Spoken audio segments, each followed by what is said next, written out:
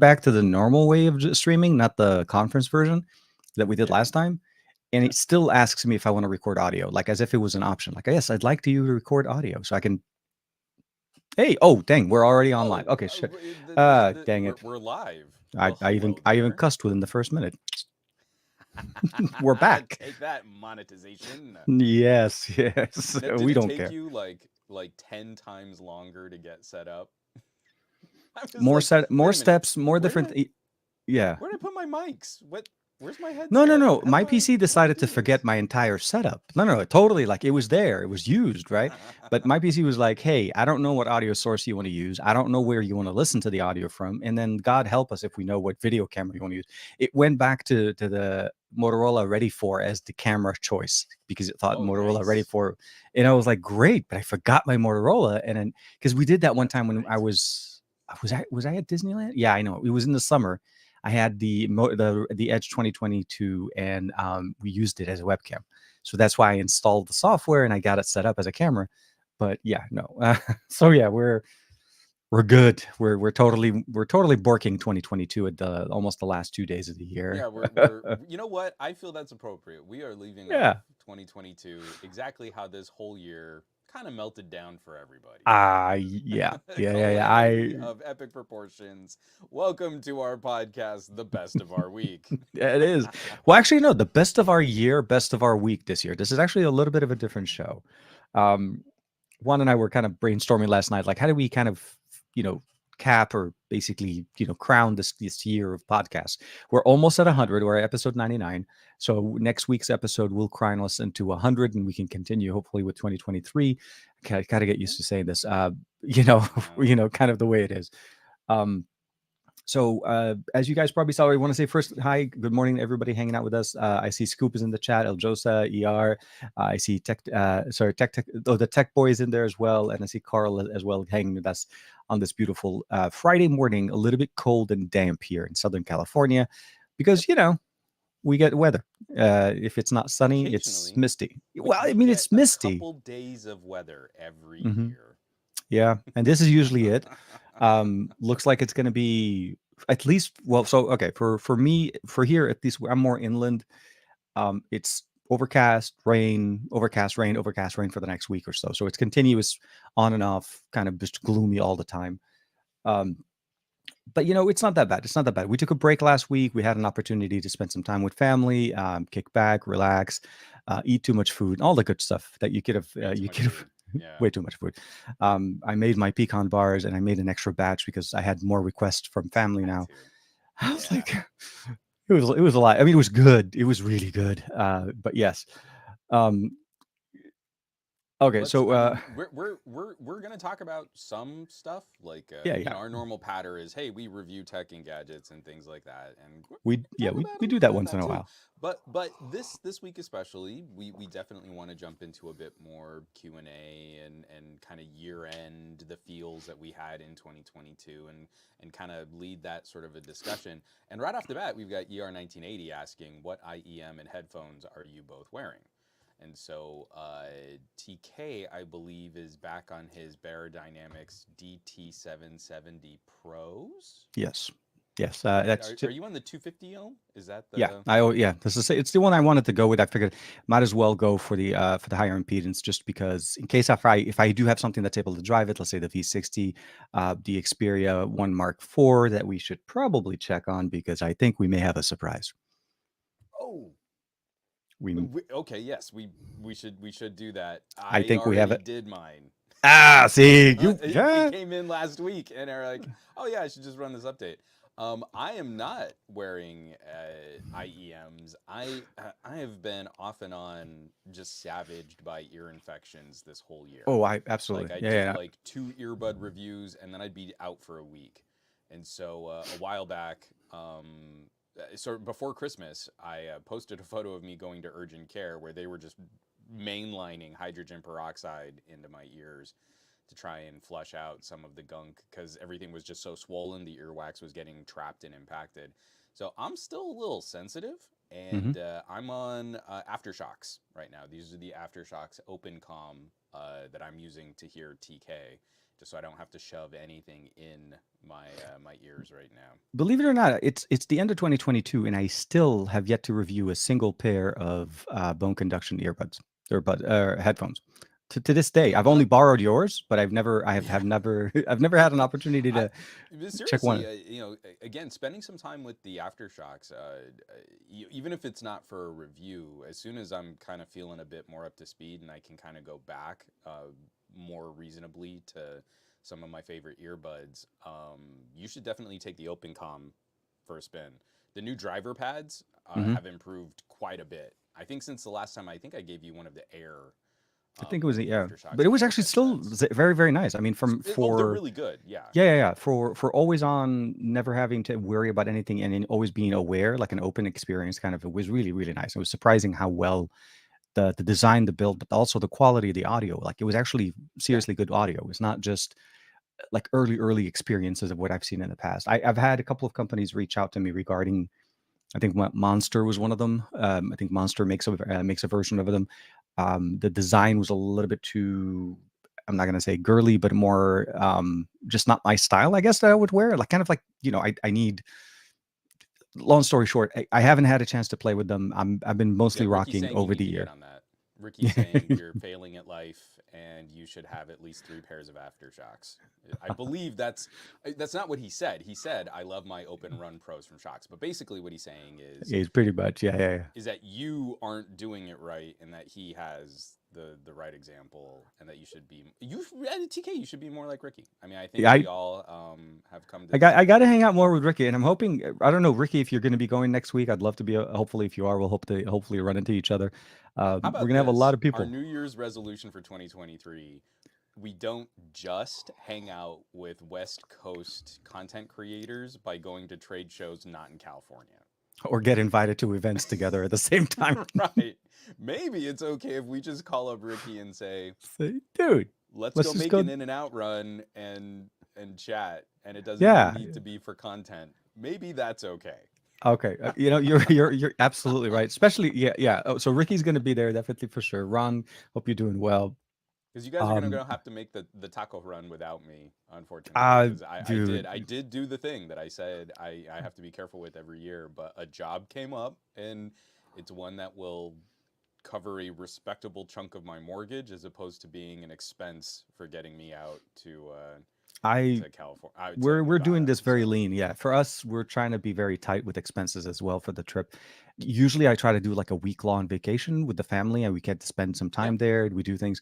This year we're doing it literally very lean, in and out in 3 days, mostly one day of pre-show and one day of show, and then the third day is we're gone. We're basically yeah. the sixth, just a little bit in the morning if I missed anything, and then I'm be basically jetting back and trying to beat traffic coming out of Vegas, basically for everybody that Uh, leaves at the end of the week. But yeah, no, I no, felt bad because there were a couple meetings I really wanted to try and jump in on, but man, it's tough in this kind of like, especially after 2 years of the pandemic, where I've got a pretty good workflow and I'm keeping up with some of these PR contacts, and it would be nice. It would be very nice to see them in person. But that is so much effort to just kind of like, hey, now we can spend 15 minutes going over the PowerPoint presentation that we could have done over, a video call. So I'm not trying to be a downer. I really do miss the social aspect, and that does help from a business standpoint and hmm. from like a friendship standpoint. Oh, But absolutely, yeah. I it think the these MediaTek trip helped a lot for us to kind of yeah, get that feeling back. That was to really, say like, hey, hey, it felt you special. look the same.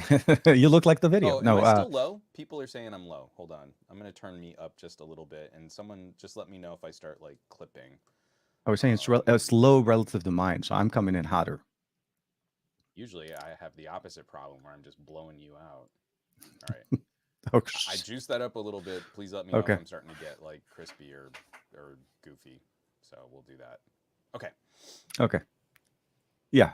No, I mean, so the aspect, the socializing part of the actual event is definitely part of what CES is.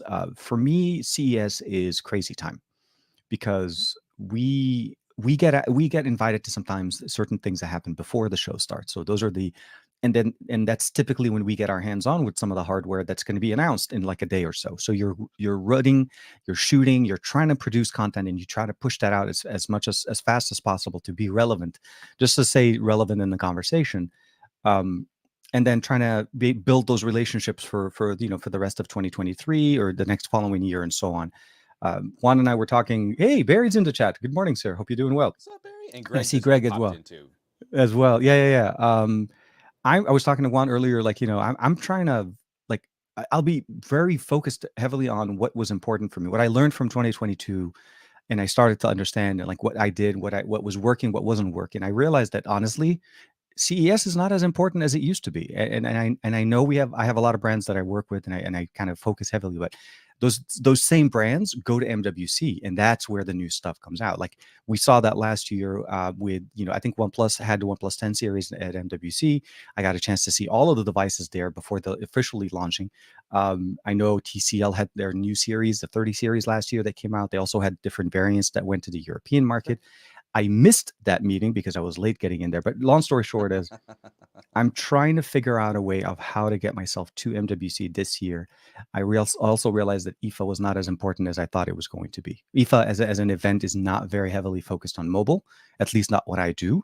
There's a small present. So I'm very much adjusting 2023. It's not going to be what I was doing what I try to do, like try to cover everything. It just pick and choose what are the right venues I and was events. I was trying to kind of get around CES because one of the challenges I think for my channel this year is I want to sort of diversify again. Like I started my channel as just general consumer tech, and obviously phones became a massive component of that. And I'm not looking to walk away from phones, but I want to cover phones with a little bit more focus, and I want to spread, Mhm. batteries and lifestyle tech and e-bikes and sort of health and fitness and I want to try and broaden in that way, and that actually makes CES a bit more of an important show It is that for for those that kind of type of tech when events. that kind of stuff Absolutely. shows up. And then MWC kicks in with all of the really, really cool phone stuff. So I was kind of bummed, but it was also like, well, but if I can pay my mortgage, Oh no, no, because I don't absolutely. think I'll be able I to pay think my mortgage off your of your only formula is CES. absolutely the right thing. For me, it's been more um so I mean honestly for me, like the last couple of weeks have been kind of weirdly meh, like very non. Yeah. I like there's a lot of things going on, but I wasn't very excited for any of it. Like you know what I mean? Like I'm bored, but I don't necessarily feel like I want to be able to, jump in and do a video or trying to Mm-hmm. do content. Like it was a weird end of the year for me. And there is hardware. I'm going to try to push out a video hopefully tomorrow, but Totally. it's like I needed that time. I needed that time to unplug, and in January, I typically don't have that much. I'm also kind of strapping in for the downward, view of how the, YouTube algorithm kind of shuts down on January. For some reason, they take January as a vacation, and everybody tanks. So we know that as creators for years, we know that December is a great month for views. January is just bad. So Right. from that standpoint, I'm kind of setting my expectations a little bit lower. I mean, I saw Jeff's comment as well saying that he may be pulling his CES trip.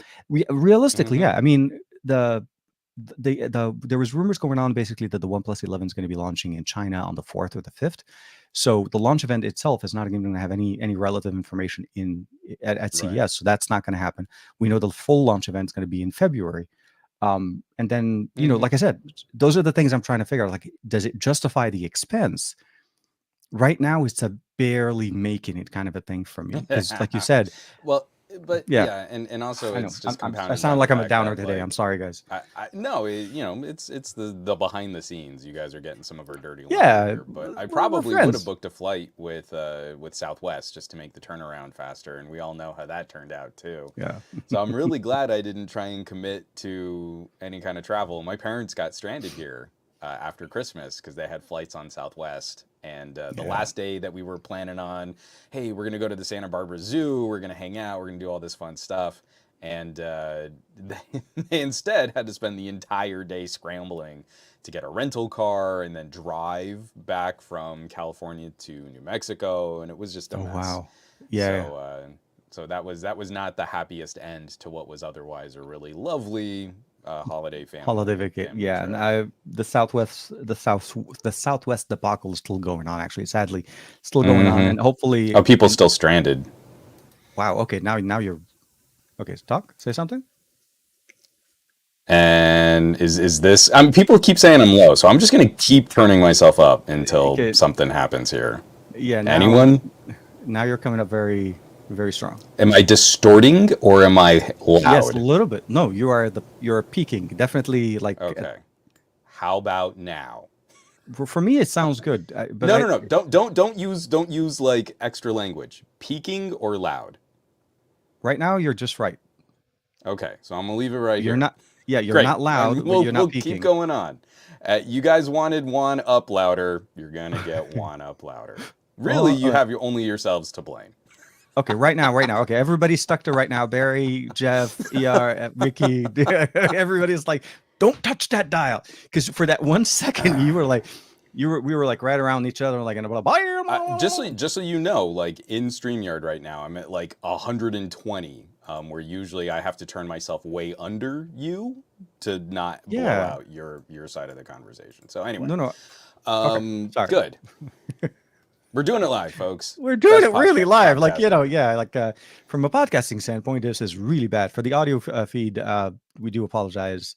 We're trying to figure it out. Our PCs forgot how to do things for after 2 weeks of not This is a streaming. StreamYard thing, man. No, I know. I'm doing It's this on StreamYard on trying the to other improve side things. They're like the improving it. We same. just don't know how to use it. We need to learn how to use this We know tool. how to use. Okay, No, I'm not putting any of this on us. This is no. Okay, StreamYard. okay. No, This absolutely. is we like StreamYard as a service, but that doesn't mean we can't criticize when our audio settings go bork because I can't hear what I'm sending. So anyway, That's true. Actually, you're right. We don't actually have a way of monitoring our audio. Um, but yeah, so long story short, CES coming up next week. I was Hopefully gonna say some good short story information. long. CES. Yeah, because that's what it is. I mean, CES. That's typically It's how it great. goes. Things go, things happen. Hopefully, good things, and we'll see how things go. I'm seriously though more focusing trying to see if I can get myself back to MWC if I can. If I can't, then we'll try to Yeah, I see how think trade things kind shows of are go. going to be interesting over this next year. I'm very anxious to see how we start talking about prepping for Computex type shows. Yes, Type A. With Yeah, yeah. with travel in and out of the sort of more Asian Pacific Hmm. region is going to get real iffy, It's getting a with little the bit way dicey that right now. Yeah, starting was well, it with the starting way that yesterday? some No. countries are kind of opening up travel when they maybe shouldn't be, and other countries are now trying to restrict travel. I feel like there's going to be a lot of crossed circuits. There's going to be a lot of cross conversations and Hmm. people, this one region does this one country does that. And it's going to be increasingly difficult to make sure, like, hey, I'm going to be traveling here in a couple months. Oh, I need a completely different set of paperwork and vaccination cards and Hmm. what is it that's going to allow me into the country and how long will I have to quarantine and do all this Or stuff. or even if there is paperwork, you need to find out if there is even a Yeah. requirement. So that's the thing. Like that 2022 for me was more like going to MWC was a paperwork, process. Going in the last what's it called, Qualcomm Tech Summit, going to Hawaii was a process. Yeah. Like you had to file forms, Oh there's a yeah. desk you have to go to get the band, and you have to keep that band with you the whole time. And then again, we went in December or November, and that was like, okay, none of that was there. But so long story short, 2022 may have been the year where we're kind of getting back to somewhat of a normal, but it looks like things are kind of adjusting. So 2023, hopefully we'll see how conferences and so on. Like I said, I Yeah. mean, let's see how things go. I had I'm this just going to whole play by ear. conversation with my family like over Christmas, just like we're talking about pandemic in the past tense, but really we're still transitioning to managing this as some kind of endemic disease. It's not Hmm. like we flipped a switch and it was done. And that's, I think, the danger is a lot of people get complacent just because we're exhausted. Again, Oh, I'm not absolutely, trying to yeah. lay blame. We're This is tired years of of having to work dealing with with it, this, and but it's yeah. also appreciating that there's a spectrum of transition and we're still like kind of on the dangerous side of the transition spectrum. No, no, for sure. And for me personally, unless it's in a very small group, I will still be masking through, and at least on the floor, because I'm expecting this year, the floor to be as busy as it can be, where last year was pretty much a ghost town. And I keep saying Yeah. last year, earlier this year was a ghost town. Next week, next year, hopefully is better. With more of a full force, everybody there. Hopefully LG shows up this year. Um, sorry, I'm just joking, but I mean realistically, the hope is Yeah, that we have well, somewhat of a LG normalcy. might actually have like an MWC presence just for their camera tech. Because you Their guys, I TVs, mean, their you saw. I mean, No. their You saw they came up with a focusing, zooming, what is an actual moving telephoto lens assembly. mhm. No, no, So I didn't mean. LG might Yeah, actually be at MWC, not with phones, but like, hey, we're gonna make these components that go into other people's phones, and look, we've got a camera that zooms. I hope LG goes back into some kind of a conversation in the mobile space, but we'll Ah, have it's to just gonna see. be parts and pieces. I mean, Yeah, again, I can't blame them for just completely walking away from making phones. I to a certain point I miss their presence, I and I miss do them, still. yeah. Yeah, I mean I still like I was cleaning up the last couple of weeks. One of the things I did that I really appreciated this week. So first and foremost, you guys noticed the wall is gone. That was one thing I decided to change. The wall was just becoming, you know, just it became something that I liked for the longest time, but then it just kind of just there. Like it hasn't been changing. I haven't been moving boxes, whatever. I stopped moving it, so I figured let me just change that. It's going to be more focused on Dragon Ball. And the new shirt, just for Ricky's reference, my Christmas gift for my wife. She always hooks it up. Literally 90%. When you see a lot of the cool shirts that we get, it's mostly my wife. She's always on the hunt for Christmas for this because it's an easy thing for me. You know, you just Oh pick, yeah. insert Dragon Ball, blah blah, and TK's in there, and he's like very happy. So that's usually the easiest way to kind of get me. Um, but yeah, so the I know we kind of got going up in circles and so on, but the reality is the year's over. Hopefully 2023 will have better chances, better understanding, and better camera gear. I'm still heavily more focusing on mobile devices. I'm really debating Hmm. if I need to even bring my DSLR. The X70 Pro Plus has been doing it so well for me that I really and just a reference, I covered 2022 CES with that device. I was Oh yeah. borrowing it from you there before I stole it from you, but that's a different conversation for a different day. Keep it straight, TK. No, yeah, you know what I mean. Though. So I'm seriously considering like, why should I bring like a massive tripod, a massive camera setup, walk around with heavy gear?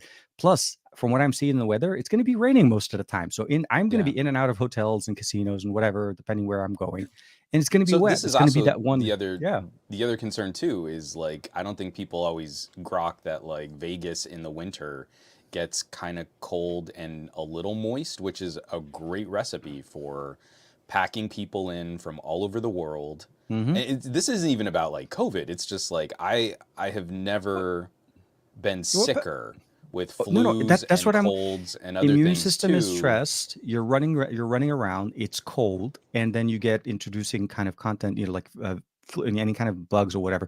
So the long story for me is I don't want to come back with a massive like what happened to us this year.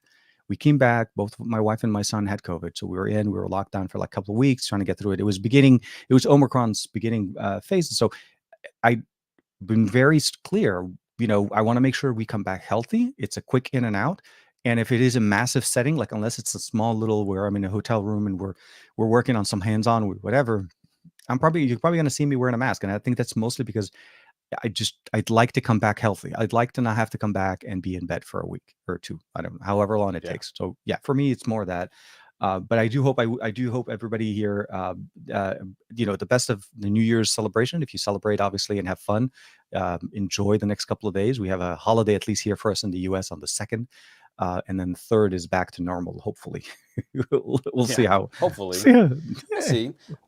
Normal is a relative It's a term these very, days. very, yeah, your normal may not be mine. And I'm hoping it's like I said, I'm hoping to be excited more. I want to get back into being excited about the tech and the conversations. There's a few things I know that are coming that'll excite a lot of people. I am hoping those Sure. conversations do happen. But I will say this. I think it's time for us to start talking a little bit about 2022 and maybe some of the things that we liked and maybe some of the For things sure. that we didn't. But if you guys have any questions for everybody in the chat, I know we have a few people in the chat with us here. Everybody first, let us know what your questions are for devices, be it flagship, be it mid range, be it entry level, be it audio. We've also covered a lot of audio. Juan's been playing with power banks for the longest times because he's Yeah. rocking Anker. He's team Anker all the way. Um, Well, I mean, I've gotten to test drive a couple like of these big crate yeah, batteries I now, played with and the 757, I think, as well. We both got a you chance to did the play with that one. 757. I Yeah. also Power's battery was really killer, but the 767 Mhm, has actually come in handy with some of the weather that we've been having, and especially out in our flavor of the burbs. mhm. Man, it is crazy to me how much people out in these little neighborhoods just completely normalize like, oh yeah, the wind's picked up a little bit, so I guess we just won't have power for a day or two. And you're like, and there's nothing we can like, we can't petition for like tree clearing Mhm. or better power line management, or no, oh no, we just don't have power. Okay. Okay, that's real freaky, guys. So the 767, if you guys caught, TK and I both did videos on the 757, and it's basically an igloo cooler, like a 24 soda can igloo cooler just full Yep. of battery cells. And Yeah, it's yeah. it's a it's a chunky boy. The 767 has twice the capacity of the 757 and is so big it has wheels. So Yeah. you have like a little rolling suitcase, and I can this might bork. So again, apologies, but come on, why can't I share? Share screen. Come on, come on, Streamyard. I'm doing the thing. Let's do the stuff. Okay. Because it's not, yeah, it's not showing. Oh, here it is. Oh, there Okay, we good. go. Okay. So we had a scheduled blackout, and Marie and I are like, oh yeah, well we've got the battery, it'll be fine. We didn't pay attention that the blackout was going to be scheduled for an entire night. They Oh, were going to wow. kick off the power at 9, they were going to bring the power back at 8. And that's too long to In let this food weather. sit in your fridge. Well, not It only it that. Oh, well, I guess in this weather, the food. Yeah. so no, I mean like cuz we want to try and keep the house a little warmer cuz we're not Hmm. really running our, I mean, I guess our heater technically might have worked, but it didn't because we didn't have electricity to kick off anyway. Yeah, yeah. But what we were worried about is like really that's too long, and we've got medications in that fridge. So Of this course. is the 767. It looks like a little Astrotech droid. We plugging in our fridge, and we plugged it in at around 9:30, and the power did come back a little earlier. It came back at like 7, so we unplugged it at 7:30, and we dropped like 30% on the battery.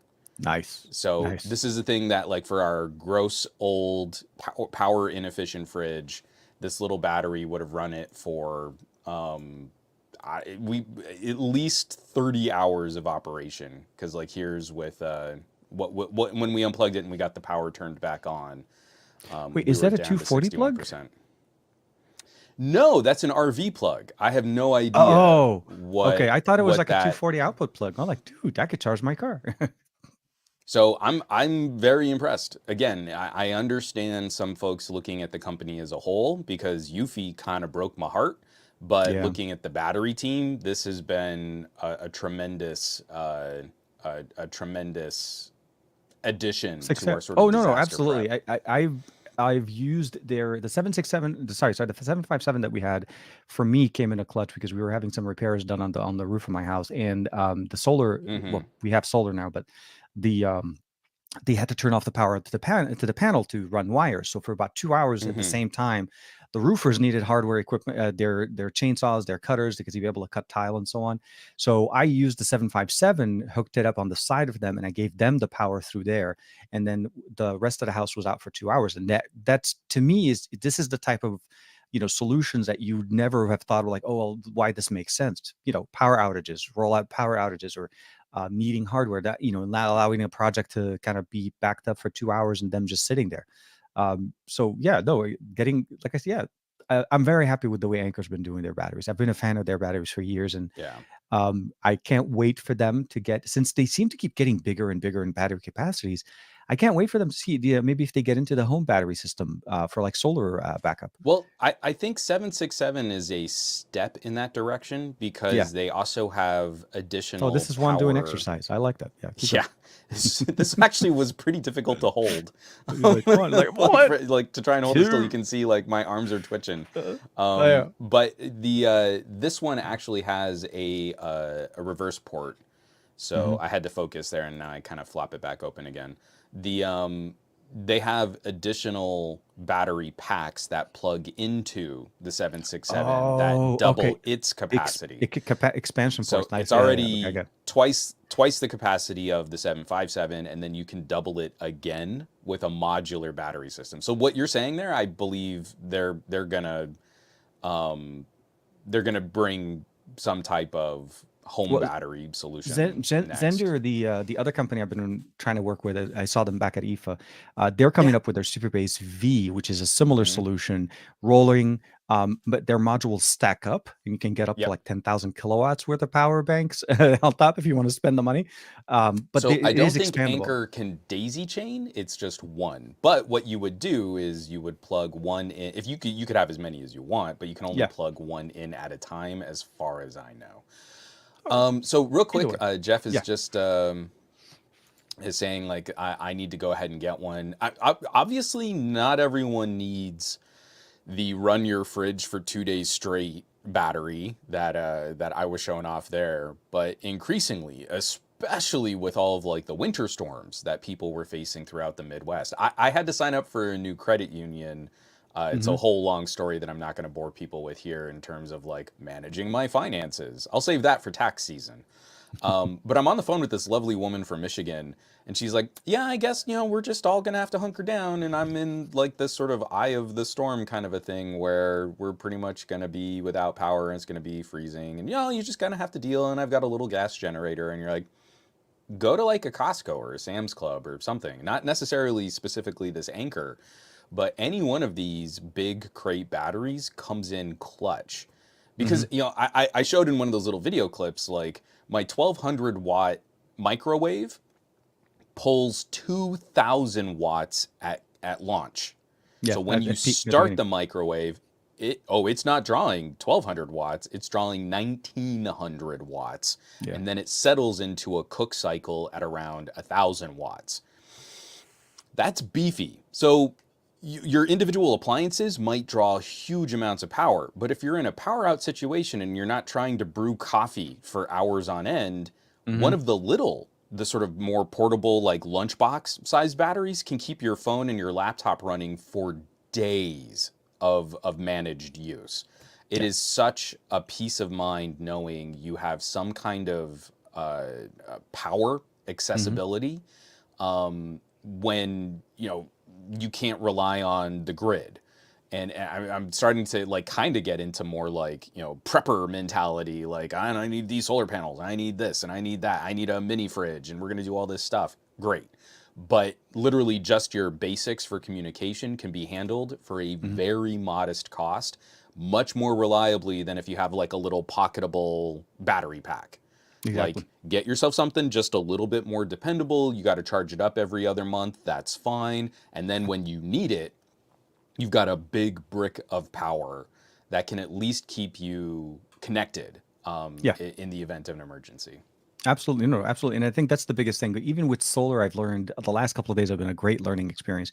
Solar panels work in the winter when it's raining, but Yeah. it works so inefficiently. So my Oh, oh for my sure. God. Like you go down to, I would say maybe 5% of performance to what you're Totally. supposed to be, like But if ridiculously it's an bad. emergency and you Yeah. can get some kind of light through the clouds, that 5% is like Yeah. a huge difference, a huge peace of mind between like, Light oh or no no, my light. phone's running out of battery, No, or no, no, no. oh, I'm kind of keeping our fridge running so our medication doesn't spoil. And I think that was the thing.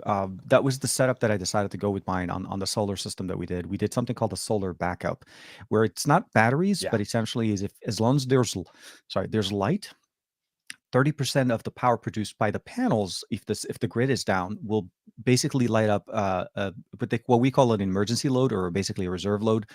Smaller subset, but one of them is the refrigerators that we have in here because medication and food and so on. So Hmm. those type of services will run during the day, while obviously they won't at night. And the battery, like Anker's the 6.7 or the 757 series, would work. And even the Zender one, there's like I said, there's a whole bunch of brands. It's not like Hmm. they're the only ones.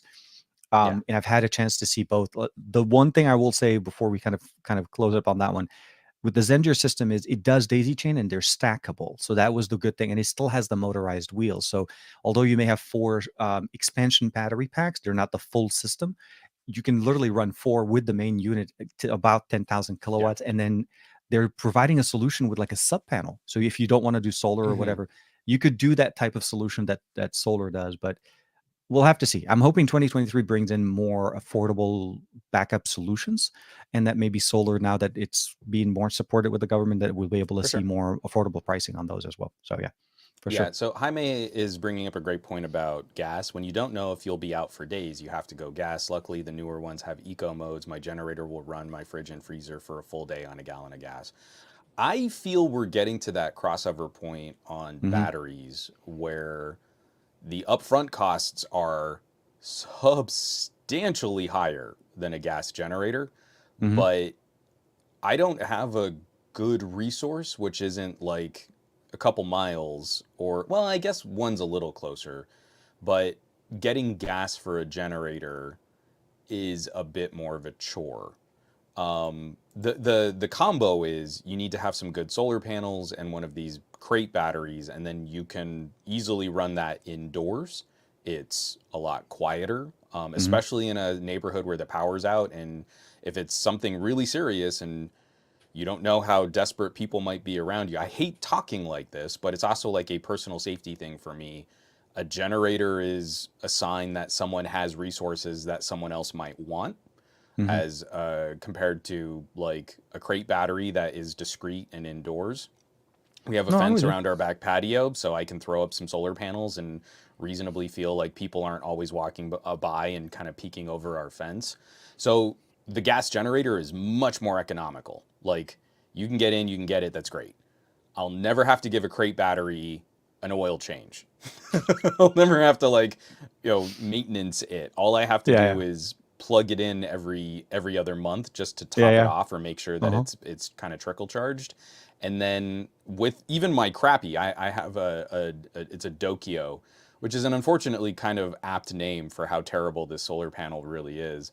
But even on that, like, I can kind of cycle during the day where I'd be able to run our fridge for a respectably long time without ever having to source fuel. Yeah. Maybe not necessarily exactly in this weather. That might be a bit more of a challenge, and I'd want another sort of outlay of solar panels to kind of make that work. But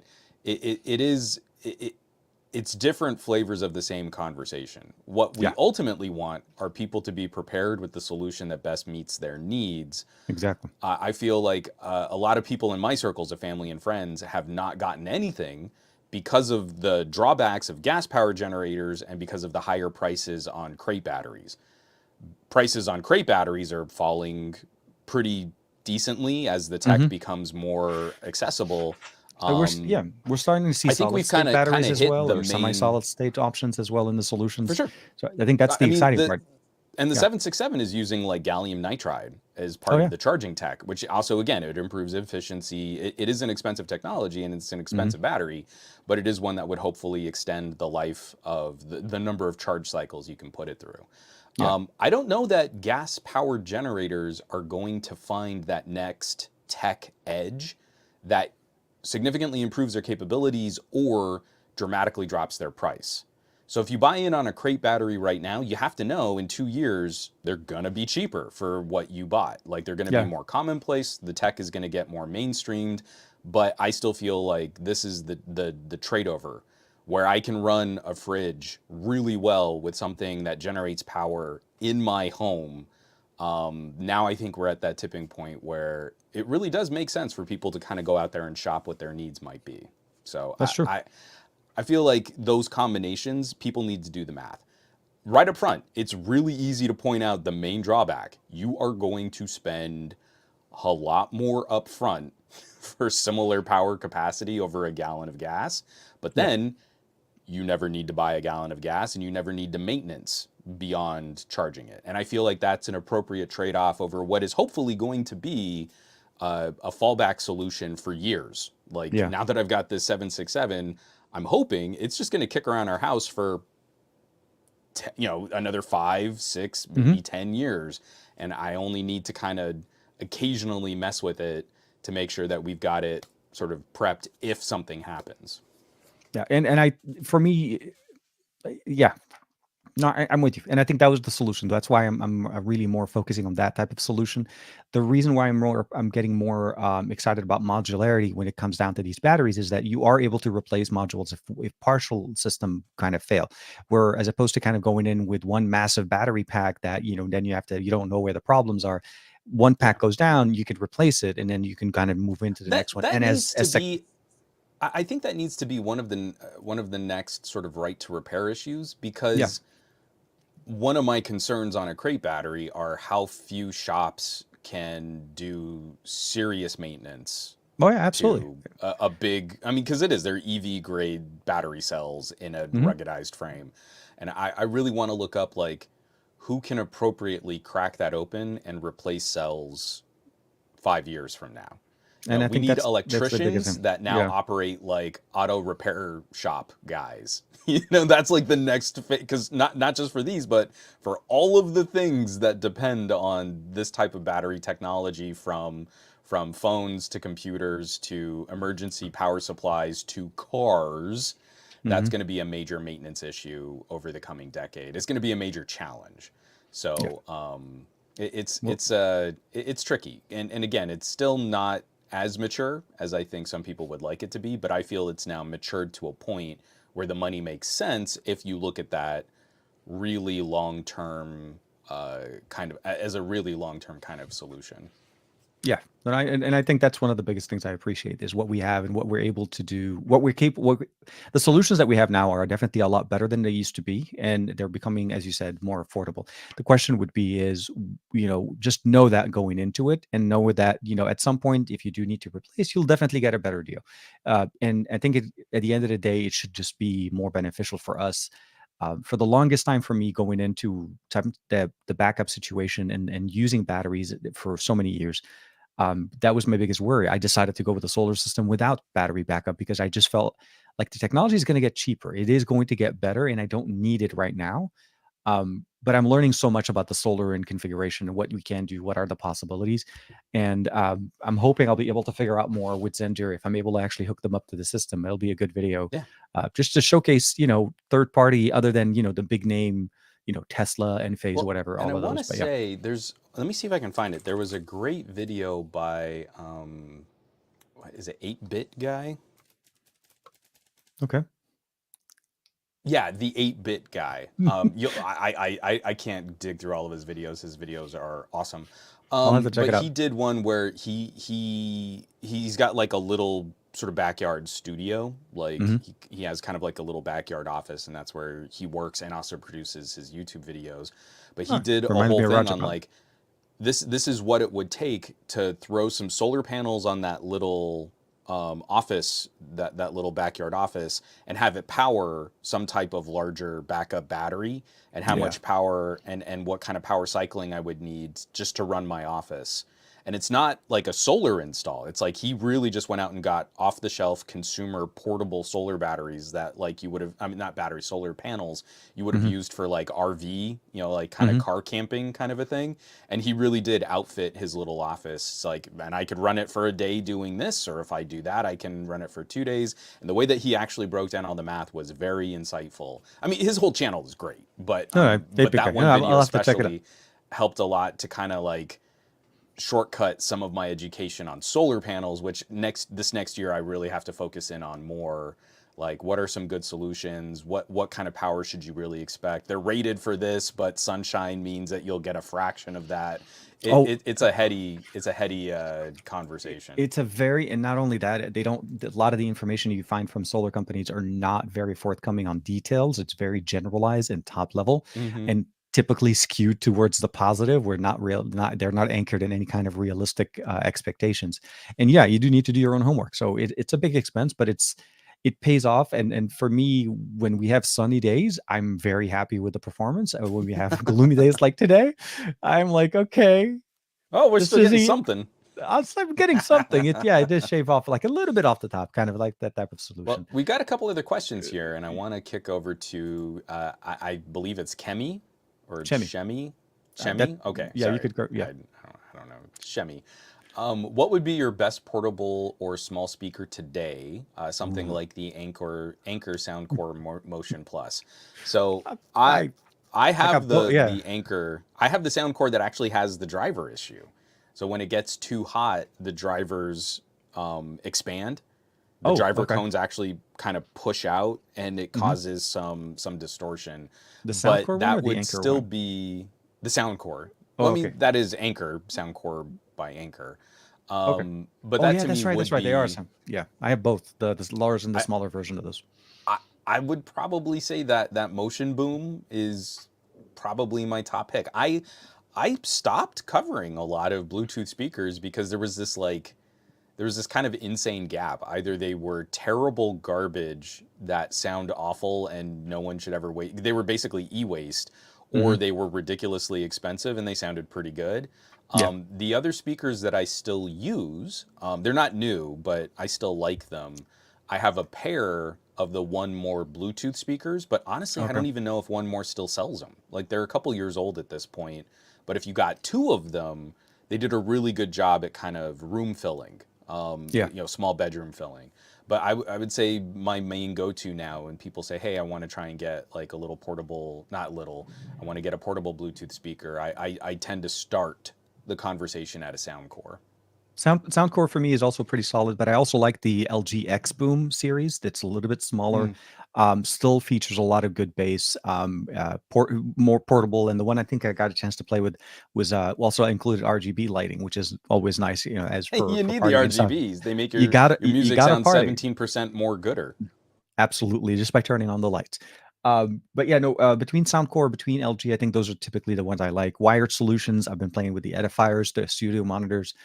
Those are also really nice from Edifier as far as the audio Yeah. experience. So you can't go wrong too much. But in speakers, for me, I feel like somewhat that the price sometimes typically does kind of dictate the quality of the hardware that's inside, and Hmm. it's something to kind of keep in mind. I mean, Soundcore always sounds nice, but expandable. Yeah. If the tube expands and heat, and those are No, no, intended to be used that outdoor. was. I mean, when I did my video on it, that was a very early production of the newest Motion Boom. I forget Okay. what it's Motion Boom Plus or whatever. That Yeah. Yeah. has been addressed.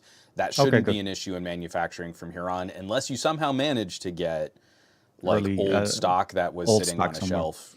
And so if that happens to you, contact them because like Soundcore is pretty good about Yeah. swapping that kind of stuff out from what I've seen. I don't Yeah. know. I mean, has anyone played with like a JBL? I remember JBLs being like They used. incredible Bluetooth, but then Yeah. also I. they were the most expensive for a lot of that I consumer haven't had a gear. chance to. No, I wish. I'm gonna try to see what I can find. Like I said, for me, audio lately has been more focused on over ear, on ear, not in ear as much, and also mobile standalone kind of experience. Like for me on the PC, the Leviathan Razor, the sound bar, absolutely one of the best solutions with what's it called, the bass box at the bottom on the ground. So for me, it's been that type of solution I've been focusing more. So kind of works like a speaker, but it's not really a speaker, but it's intended to be, Yeah. more sound filling. And you could technically take it with you, but it's not very portable. But Soundcore, I guess I'll echo Juan's recommendation for Well, sure. again, I'm not saying it will be the solution, but I tend to point people there first. Look at that first and see if that's kind of what you're looking for. And Yeah. then there are some other options and solutions that you can shop from there. But I tend to start with that Motion Boom now, just because it was, And they have again, two sizes, by the way. Just the yeah. one that we And put you in our can go videos. I think those are a the little yeah, those were smaller. the We had larger of the two.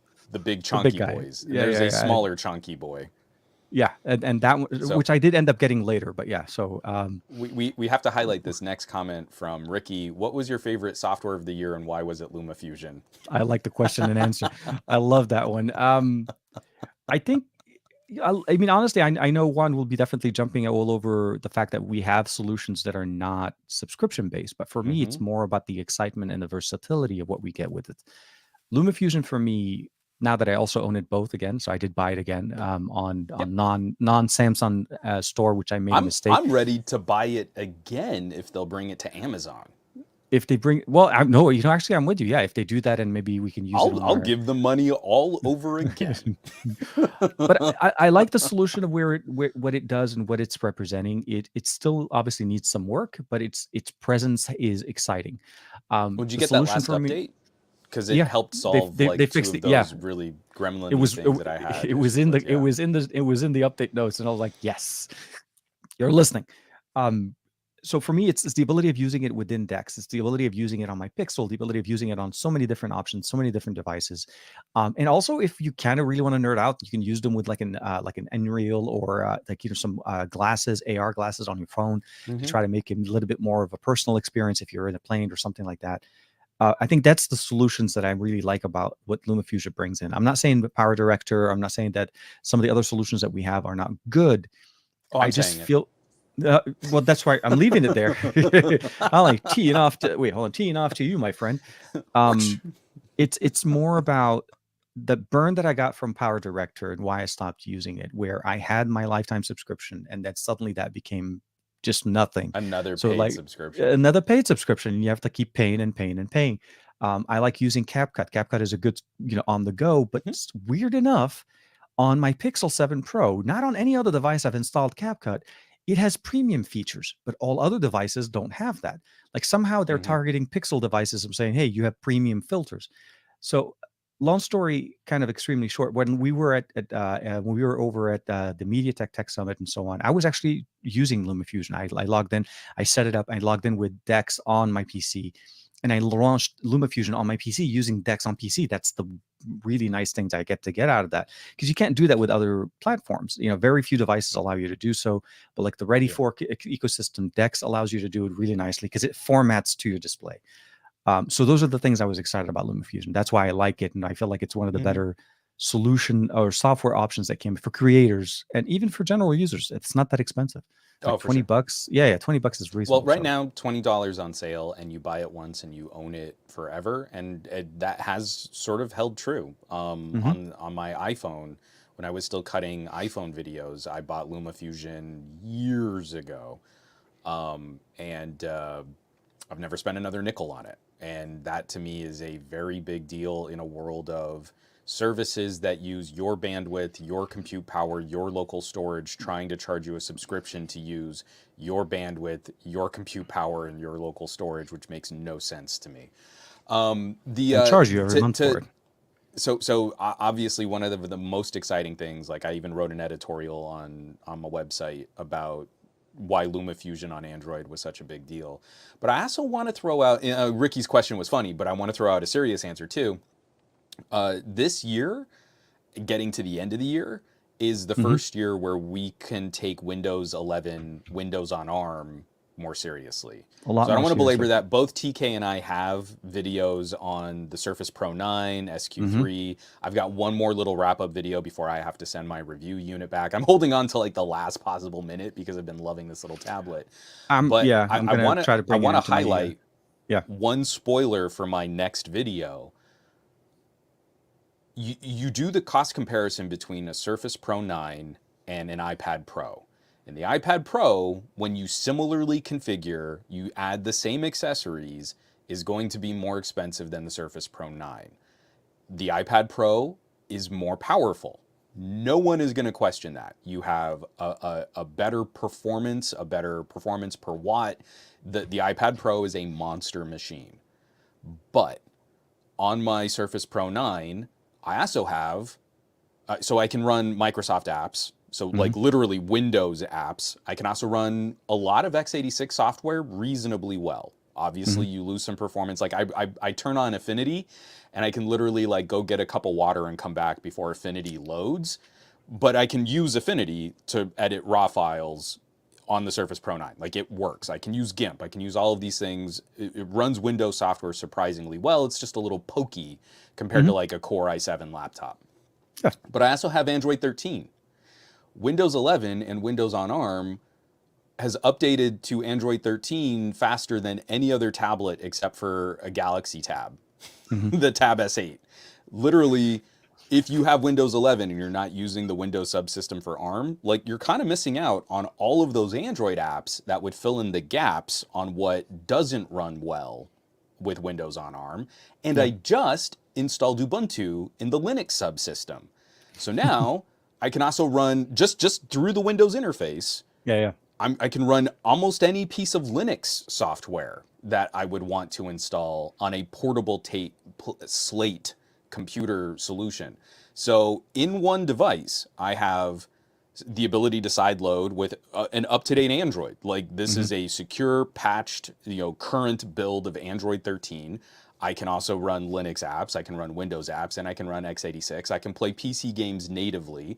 I can play Android apps and games natively. Like Yep. all of this is in one slate that is demonstrably cheaper than an iPad Pro and just wonderfully more functional. Like if you plug in a monitor, it just shows up like another monitor. I don't have an Yeah. 8 app limit on how many pieces of software I can run because it's not a dumbed down And iPad operating iPad system. with It's a a very full build of Windows. So Yeah. that has, like, when it comes to software, this is one of those like interesting turning points in Microsoft's strategy. They legitimately do not seem to care what you run their services from. They just want you using their services. And now their hardware strategy is starting to mirror that, where, oh, do you want to run Linux? We can let you run Linux. Oh, do you need Android apps? You can install Android apps. That's fine. The entire cohesive package, again, like I was saying with crate batteries, to me, this is the first step where I feel consumers can take it more seriously. Obviously, in 2 years, what you'll buy is going to be remarkably more powerful and probably cheaper. But from the stepping off point, now this is something where if I handed my mom a Windows on ARM tablet or a Windows on ARM laptop, I would not be concerned that she would run into roadblocks with what she wants to do on a portable. Maybe some issues if she were, working more hardcore with like a desktop machine, sure, because performance per watt. But when she's out and about and she's got her little iPad and she's doing things on her iPad and she's checking her email and she's like logging into her bank and she's checking like the credit card statements and she's got spreadsheets and all this stuff, would actually be better on a Surface now than on her iPad. And she'd have access to a lot more capability if she ever chose to use it. Like it would grow with her more than what an iPad could do.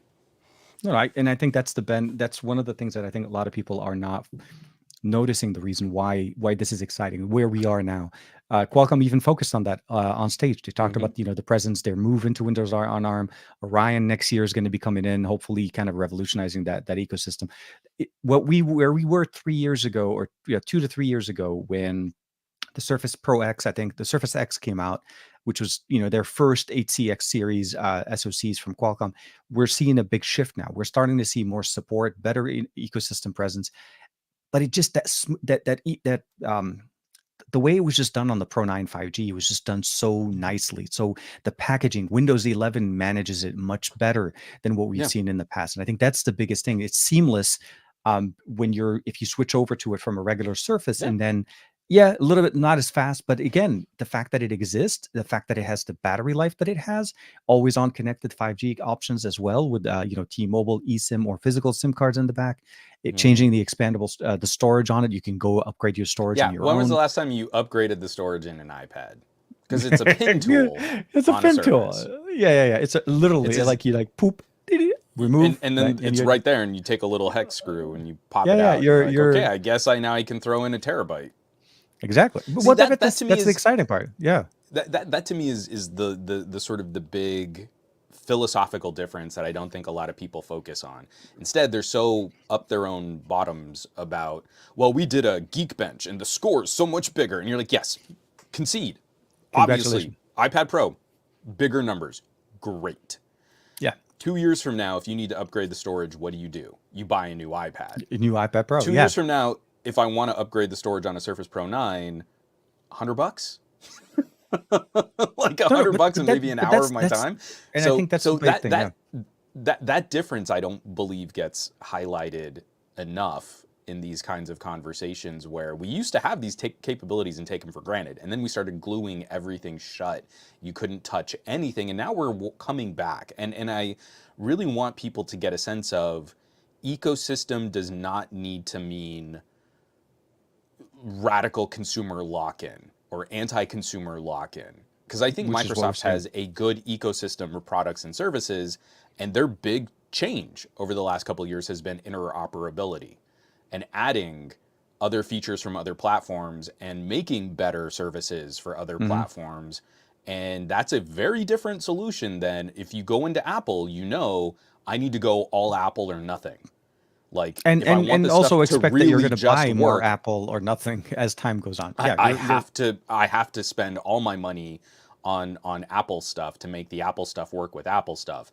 And Microsoft's strategy has been polar opposite. Has yeah, been, you need Linux, we can give you Linux. You need Android, we can give you Android. You want to upgrade the storage, we're not going to make you rebuy your whole computer. yeah. Those kinds of baby steps are kind of critical to sort of, in my opinion, the future of competition in this Yeah. market. But I want to move on to another question here, and this one I want to keep a little bit shorter. So TK, don't go explaining all the reasons why. Okay. You just gotta pick one, and that's it. And that has to be Oh, your answer. All right. sure. So, and Patrick says it's a simple question, not an explained question, just a simple question. What was the overall best phone for 2022 minus price? Putting you on the Mm. spot. You got to do it. Sophie's It, choice. uh, I'll go with what I decided to actually kind of share with some of the other some other the creators that we put out, and I really feel like this Pixel Look, 7 he's Pro is already for me. explaining. He's already qualifying, and he's already like, well, I've got Yeah, to it's be hard. It's hard. diplomatic. The Pixel 7 Pro. No, the Pixel 7 Pro would be it. For me, it was a toss up between two smartphones, Hmm. and What was the the other smartphone? What was the toss up? Oh, the it's a Sony. Sony. It's a Sony. To Yeah, me, it's either same. Xperia 1 Mark IV or the Pixel 7 Pro, and from between the two, and as far as like a recommendation where I would feel like the device again, I know I'm explaining myself. I ended up I went with the 7 Pro. The 7 Pro for me felt like more of yeah. Yeah, I I, have I could write the a paragraph like exact.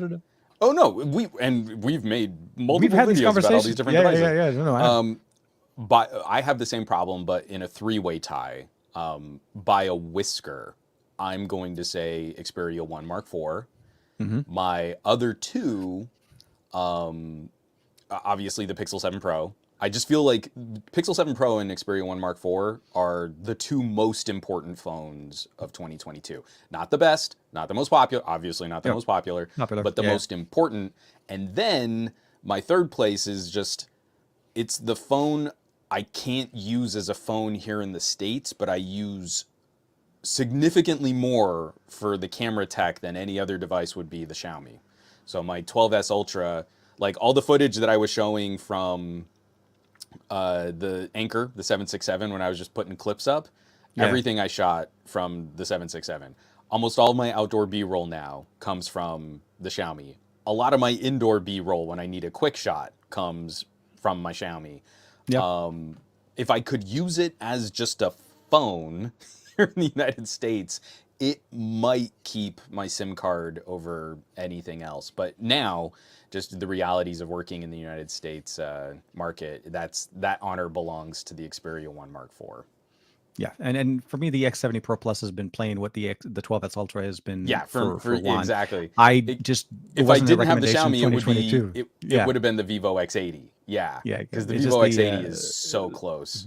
the 70 Pro Plus. Yeah, it is a 2021 device that came out at the end of the year, but has been surprisingly Vivo keeps updating it. I keep getting updates on that device, and it's a couple of years. Hmm. They're more consistent than I thought they were going Oh to be. yeah. We had Android 12 in Vegas last year. As I was this year, I keep saying last year. Early this year when I was in Vegas, I sent the message to Juan. I said, "Hey, Android 12 just dropped for the X70 Pro Plus. Is it okay?" So I updated that one and I use it. So consistently 90% or 95% of my B-roll has been on the X70 Pro Plus.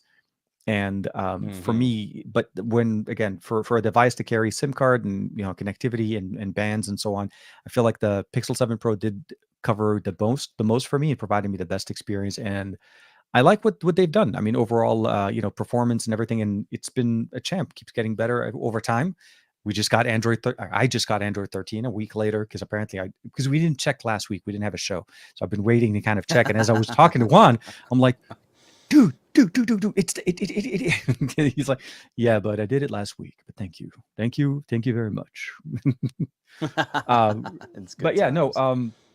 the Vivo X. Oh yeah, so yeah, so I saw our buddy, oh, man, one of our friends got the X90 Pro Plus.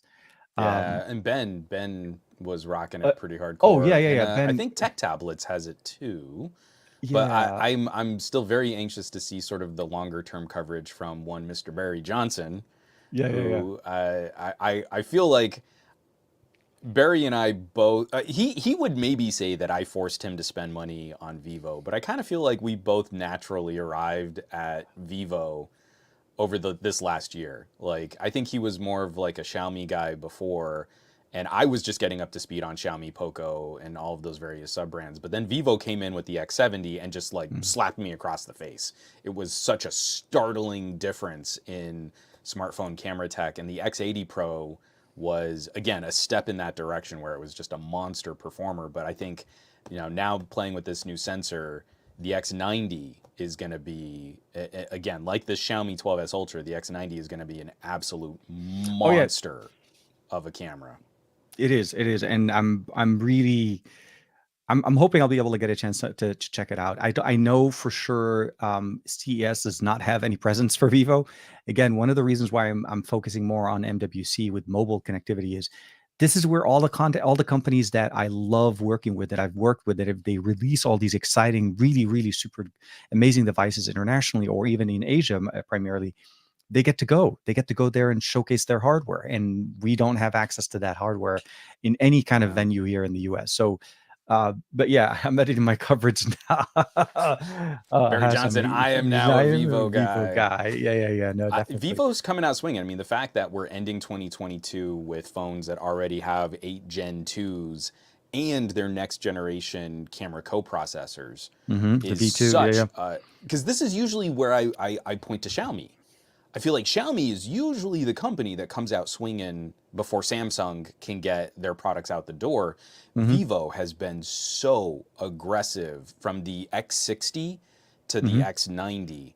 The evolution over all of those devices in less than 2 years has been remarkable. And also, iQOO Oh yeah, is yeah, yeah. stepping up IQ. now as a That more BMW premium brand. one looked really nice. Yeah. iQOO started out as like that budget flavor, and now they're offering some of the nicest phones built on the market today. The 9 Pro and the this iQOO 11 are they easily go toe to toe with anything else that's being built at higher prices. Yeah. So that to me is sort of the remarkable transition watching the Vivo brand and the iQOO sub brand step up and really challenge some of the established top players in the premium and the ultra market. This is going to be a really good fight for that hardcore, high-priced enthusiast sector. Yeah. A lot of people don't shop there, but you need those Halo products that really get people excited about what tech is going to be coming to phones. And I think this is the biggest game that has been going on. I mean, Qualcomm and MediaTek both announced or launched their new SoCs for next year, about 2 weeks or so earlier than they typically have done. So we've Yeah, had more time for companies like iQOO and Vivo, and I think even Xiaomi announcing the Xiaomi 13. So we've seen more devices yeah. announcement, not internationally yet, but obviously in their home territories. But it is, like I said, that's the exciting part. I feel like I miss that part when I go to CES. It used to be a part. Samsung used to show content. Like last year, they showed their monitors, and there was almost no presence of mobile. They'll have their S series from the previous generation. There's rumors Hmm. saying that the S22 FE may be launching in early February or maybe late. But it's Samsung's really gotta be struggling with some of that because the like S22 and an S23 series. I'm like, come on. I mean, well, but I mean like the struggle is one where so from like the Pixel 6 being yeah, priced so aggressively and into the Pixel 6a, I mean that you can get premium tier performance on a camera sensor that in many situations can even outperform larger camera sensors for a very point and shooty kind of Hmm. casual photography Yeah, for experience. We photography, know exactly. that smaller 12 megapixel sensor so well. What do you offer as Samsung? Because the A series is not getting it done. They had millions of them sitting on shelves halfway through the year. I Well, mean, they to the tune of recalled like 50 the million yeah, A the series. A53 got recalled in the US from like both T-Mobile Hmm. and AT&T as a device. They realized that 852 5G still reigned. It was a much better Yeah. device, better experience.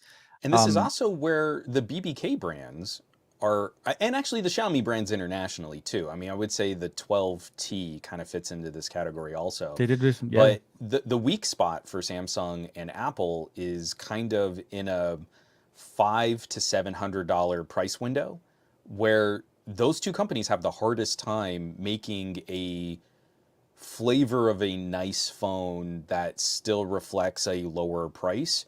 And that's where like the OnePlus 10T comes in just swinging. Like Yeah. that is a monster option at that price. That's where Moto price cuts. You know, those phones come in swinging. And where a Pixel 6a now lands at like $300 if you shop a savvy sale, what Hmm. do you offer in an FE? Like what's the draw? What do you deliver to a The consumer around $300 to $400 that they can't get a better flavor of on how a much of a competing watered phone? down S22 can you make to make this device stand on its own and make When sense? the S22 was already kind of watered down. It well, that's what I'm saying. Like you saw we saw the S21 FE launching at CES earlier this year, right around the same time as like about a month or so before they launched the S22 series and so on. And it didn't make sense. It did not make sense for them to release a device that's supposed to be a budget phone a month before the other one, where everybody's waiting for the next one, so nobody's going to pay attention to this device. And then the experience was not really matching. I mean, the pricing, I felt like the S21 FE was more too expensive for what it was offering. The pricing wasn't right. The rumors for the Yeah. S22 FE is probably going into where the A series pricing, so that may be in their court. But it is still going to be a conversation of the timing of releasing said hardware. You're releasing it in the wrong year. This should have Yeah. been your October, November maybe launch event, and then releasing it maybe on an online event and let it go into the holiday season and people picking up maybe something that may make sense at that price point. But then releasing it at the beginning of the year, it's almost like you just want to make it like you would almost just want to show up, say, we had this thing in the books, but it's just not there anymore. We'll have to see how that kind of goes on with the launch event. It's going to get crazy. Starting off with CES, we're going to start seeing more and more companies announcements, launching hardware, new devices. Internationally, I mean, the OnePlus 11. Obviously, we talked about that earlier, but it's Yeah, coming there up have in been a bunch China. of leaks. Like there was another Yeah, yeah, like full absolutely. hands-on leak of the I Yeah, OnePlus no doubt. 11. So It's no, we're not going to be.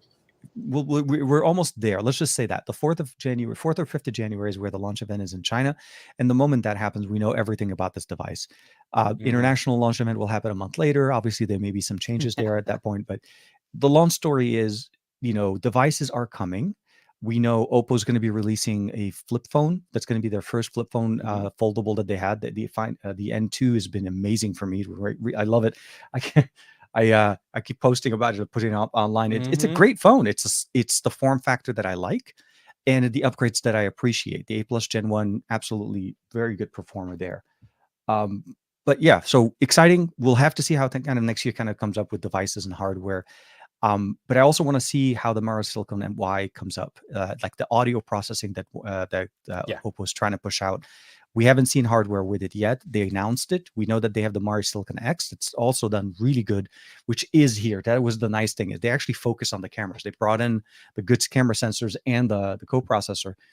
I want to see how the Find X6 series comes out. What do they Well, do there? speaking of camera sensors, we got Jimmy Fire Dragon. Do you think the next Sony device will have a 1-inch Sony sensor? Because Sony and Xiaomi worked together on that uh, uh, the 989, the one Hmm. inch type sensor. Do we think we're going to get that in a proper Sony? Because I feel So like we're thinking like a now would one be a good series. time. Well, now would be a good time. Again, we don't know, No, and no. I don't know. I mean, like this is like you try and rate rumors and the potential of a new device, and I would say it's maybe a coin flip if Sony is looking at their last 2 years of Xperia sales and they decide that they want to go with another like Pro series phone, because it would be. You Yeah, go with yeah, that 1 inch sensor, and you really have to engineer around a much larger challenge in a slim, pocketable device. And Sony can get kind of twitchy about what they change in their phones. But this would be a good year to look at that recipe. A Snapdragon 8 Gen 2. We've got faster storage and RAM coming to phones. Like we've been yeah, seeing yeah, those RAM and those storage upgrades. UFS yeah, yeah. storage is getting a speed bump. Yeah. Sony's manufacturing on displays has finally delivered better brightness at lower power consumption with higher Mm-hmm. frame rates on super resolution displays Absolutely. and that 1 inch sensor. The combination of all of those pieces would make for a really great Pro Eye 2. Mm-hmm. That could be a strong offer from Sony. Again, they'd announce it in February and we wouldn't get it until like November. Yeah. But but if we knew that that was coming, all of the pieces make sense for them to finally update. I don't feel 2022 was a good year for them to iterate on the Pro Eye. The Pro Eye was in many ways probably a better performer for not using an 8 Gen 1, Mm-hmm. and it was the last year where we were still trying to play with older bridge camera sensors crammed into phones. Too many Yeah. compromises. This new 989 is built for phones. Yeah. And I hope it'll show up in other products too, but it's built for phones first. Yeah. So now all the pieces are in place. This would be a really good year for Sony to give us that refresh on a Pro Eye. I think that's where I was going to say. I feel like if there is a device that Sony focuses the 1 inch sensor approach to, it'll be more on the Pro series than it is on the 1 or the 5 series. I think those devices are probably going to still focus on more of that sweet spot, higher, bigger pixel, 12 megapixel sensors, and giving us that experience that we've been getting and enjoying. Like the One Mark IV really, seriously, has a lot going on for it as a device from a camera, productivity, audio experience. I mean, anytime I need to use external audio on any device that I have, it's the Xperia that I go for because that's the production level experience. I love the X70 Pro Plus for their cameras, but it lacks still some of that function that I like, the content creation, the optimizations that we get using it as an external display for my camera, things like that. I still don't have with other brands other than Sony. And when I was playing with the ROG Phone 6, the Diablo edition, the biggest thing that made me remember Sony is their headphone jack. You know, they're focusing on audio. The Right. only two I'm brands in the actually writing up market. I'm writing up a script on like how to use your phone to podcast, and it's just sort of like three tiers, like just starting off with a phone and phone mics, and then stepping up to some inexpensive mics, and then like wireless solutions as like Yeah. more of a nicer version of all that. But I keep coming back to one of the reasons why I get so lit up about mobile content creation and mobile podcasting is that I can plug anything into a Sony. Like this is the phone I'm using as an example for this is the right choice for this type of solution or this type of mobile work. And literally, because of something as silly as it still has a headphone jack on it, makes this Headphone the jack, and even appropriate the to accessory get they work put out, the done. display that you could use with it Yeah, adds another headphone jack to it if you want to use the secondary for monitoring when you're using the device. It's just the ecosystem. I think this is the biggest thing that we need to kind of appreciate what Sony is doing. It's for that sure. merger or that bridge between alpha and mobile that is not seen in any other brand. They don't, I mean, obviously not every brand has a camera department and then they have a movie department and then they have a TV department that can bring in influence into a smartphone. But with the fact that Sony is not leaving that and they're focusing on it and keep coming back with it, it's the exciting part. But having 1 inch sensors like the one they did with the Pro Eye, Hmm. maybe it's something that is not as cropped. Maybe it'll obviously will need a little bit of a bump. It's not going to be, the same aesthetics as the one series. Yeah. But I would be excited to see what that happens. At this point, we Especially if have no Sony word. brings Yeah. in a 1 inch sensor with a variable aperture. Because right Yes. now we've had to pick and choose. Like the Pro Eye is notable for having effectively a 1/1.3 inch type sensor, but it has a variable aperture. Yeah. The aperture. Huawei has a much smoother variable aperture, like a proper camera variable aperture, but it's on a much smaller sensor. So I mean, Hmm. it's like if we could put all those pieces together and you could give me just one, like go from f2 to f4 on a real 1 inch type sensor, not with a crop on that, that would be amazing. But we've got some really fun comments in here, and I just want to Sorry. shift gears. Yeah. PP Joker, does anyone else think OnePlus 10T bad? It's like there's been a whole running gag in the comments about the OnePlus and the 10T and all this sort of criticism of OnePlus. But Brian, speaking of the bust 10T, I just won one from the OnePlus Christmas promo. I can't wait to get my hands on it. Congratulations. The Congrats, Brian. Yeah. OnePlus 10T is a screamer little phone. That those T series updates, they always like pick and choose compromises for some of the camera tech and some of the screen tech, but then you get like kind of an older school flavor of a more flagship killer kind Yeah. of phone. I know that with the Xiaomi and the 12T, it's not the nicer version of the Xiaomi 12s, but it's a stinking fast phone. I mean, it's And just and a and, hot and the rod Pro performer. kicking it in with that 200 megapixel camera sensor in there. Yeah. I It's the mean, teasers I'm for not the saying next it's year. That's bad. how I. No, I know. When I compare, it's like the T series should not be put up against the S series, right? No. You It don't directly. If you need a Xiaomi 12S Ultra, you know you're paying a lot for the companion sensors are the best that Xiaomi could work with. The screen tech, everything is built to a more expensive tier. But you get yeah. that T series and you get one good main camera sensor and then crazy fast performance. Like the And 8 that's the Plus Gen focus. 1 in that Exactly. is just a screamer of a phone. And you get the fastest charging tech, which but I look at it like you were saying. I mean, I love the tech and I love what it represents, but I always love the fact that it's the exciting parts that you love about the T series are typically standard on the Pro series the following year, which come a few months later. So if nothing else, it's exciting to be able to get some of those technologies that are going to be, obviously the focus for the next series at a much lower price, and you get to play with it with an 8 Plus Gen 1, which is again a very close competitor to the 8 Gen 2. And I feel like it benefits from TSMC at the same level. It's just those are the Yeah, things that you have to kind of focus on when you're cherry picking those focuses. That's for why I sure. was excited so much with the 10T. The 10T series encompassed all of that. It brought in the faster charging. It's the charger that I use now for all of my Yeah. charging. It's the singular charger that just does I everything. still, I mean, because I didn't even rock the 10T. You're still using I mean, the I 10 really Pros liked the 10 Pro, but yeah, it was like my house is covered in the 65-watt chargers. OnePlus Yeah, chargers because they also had really good 45-watt power delivery for our Chromebook and yeah, for my Surface. So yeah, yeah. my old Huawei laptop, the Surface laptop Go 2, the Surface Pro 9 has been charged Yeah, on it, also charged on that and one as even well. my Steam Deck. Like Yeah. everything that kind of floats at that 45-watt, I'm like, nah, I got a OnePlus charger, I'm good. No, but I'm fine. that's I think they really should do more focused experience on that. I feel like if there is a charger of the year award because of the lack of other Yeah, companies putting out their chargers, it would be the OnePlus charger in the US, and it is for a US sure. variant. We need to Hmm. be specific about that. OnePlus somehow does not put this anywhere internationally in their devices. So if you buy a US version of it, that will be the one that showcases the power delivery and some of the other technologies. Um, but yeah, no, I think the 10T has its merits and it stands. The 12T Pro as well. It is well the 12T. Xiaomi's definitely focusing on that, but I still Hmm. think you pay for what you get for with the 12S Ultra. You pay for what you get Yeah. for with the X90 Pro Plus.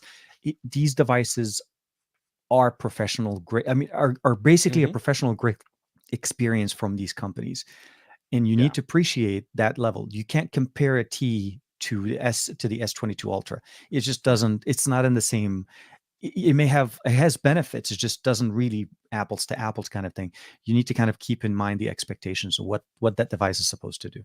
But yeah, I'm sorry. sorry if that just picked up Yeah. on the mic. I just cracked my neck and it was glorious. So Ah, apologies because that was gross.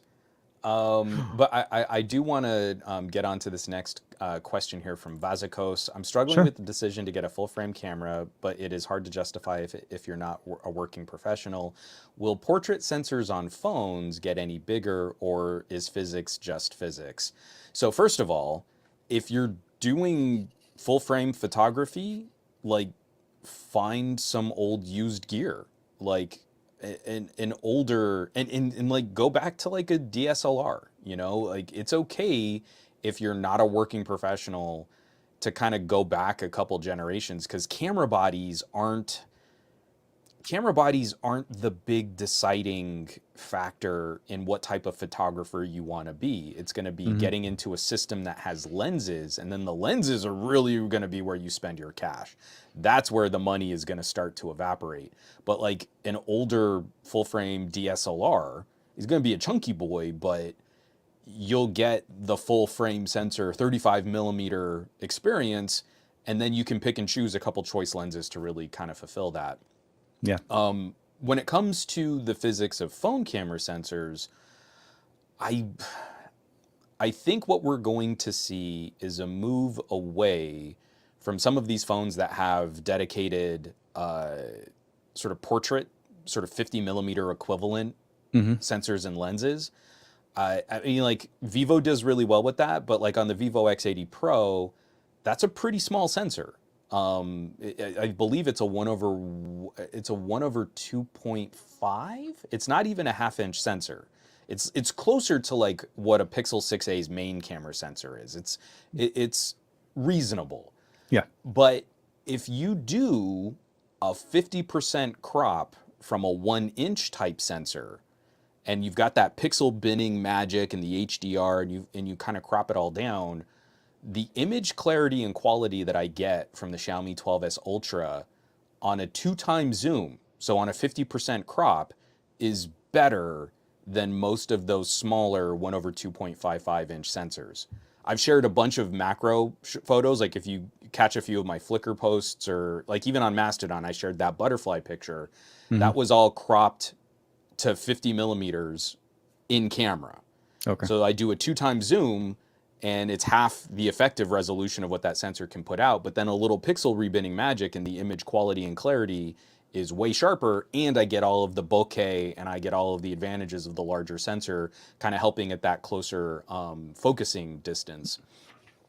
If you want to take a 50 millimeter equivalent photo from a Vivo X80 or a Vivo X90 from a Pixel 7, maybe Hmm. not from a Pixel 6, but from a Pixel 7, and then of course a Xiaomi 12s Ultra, a 2 times zoom is probably going to give you better results than a dedicated portrait sensor, just for having slightly better surface area across that, even that cropped, that cropped view.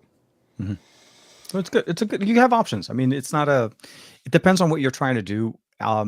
I'm starting to be more and more like I haven't really tried to buy more hardware, camera. I mean, I bought some lenses in 2022, but for the most part, I'm starting to heavily, leverage using, maybe a good camera for my A roll and B roll here in the studio, but on the go content creation and so on, less and less.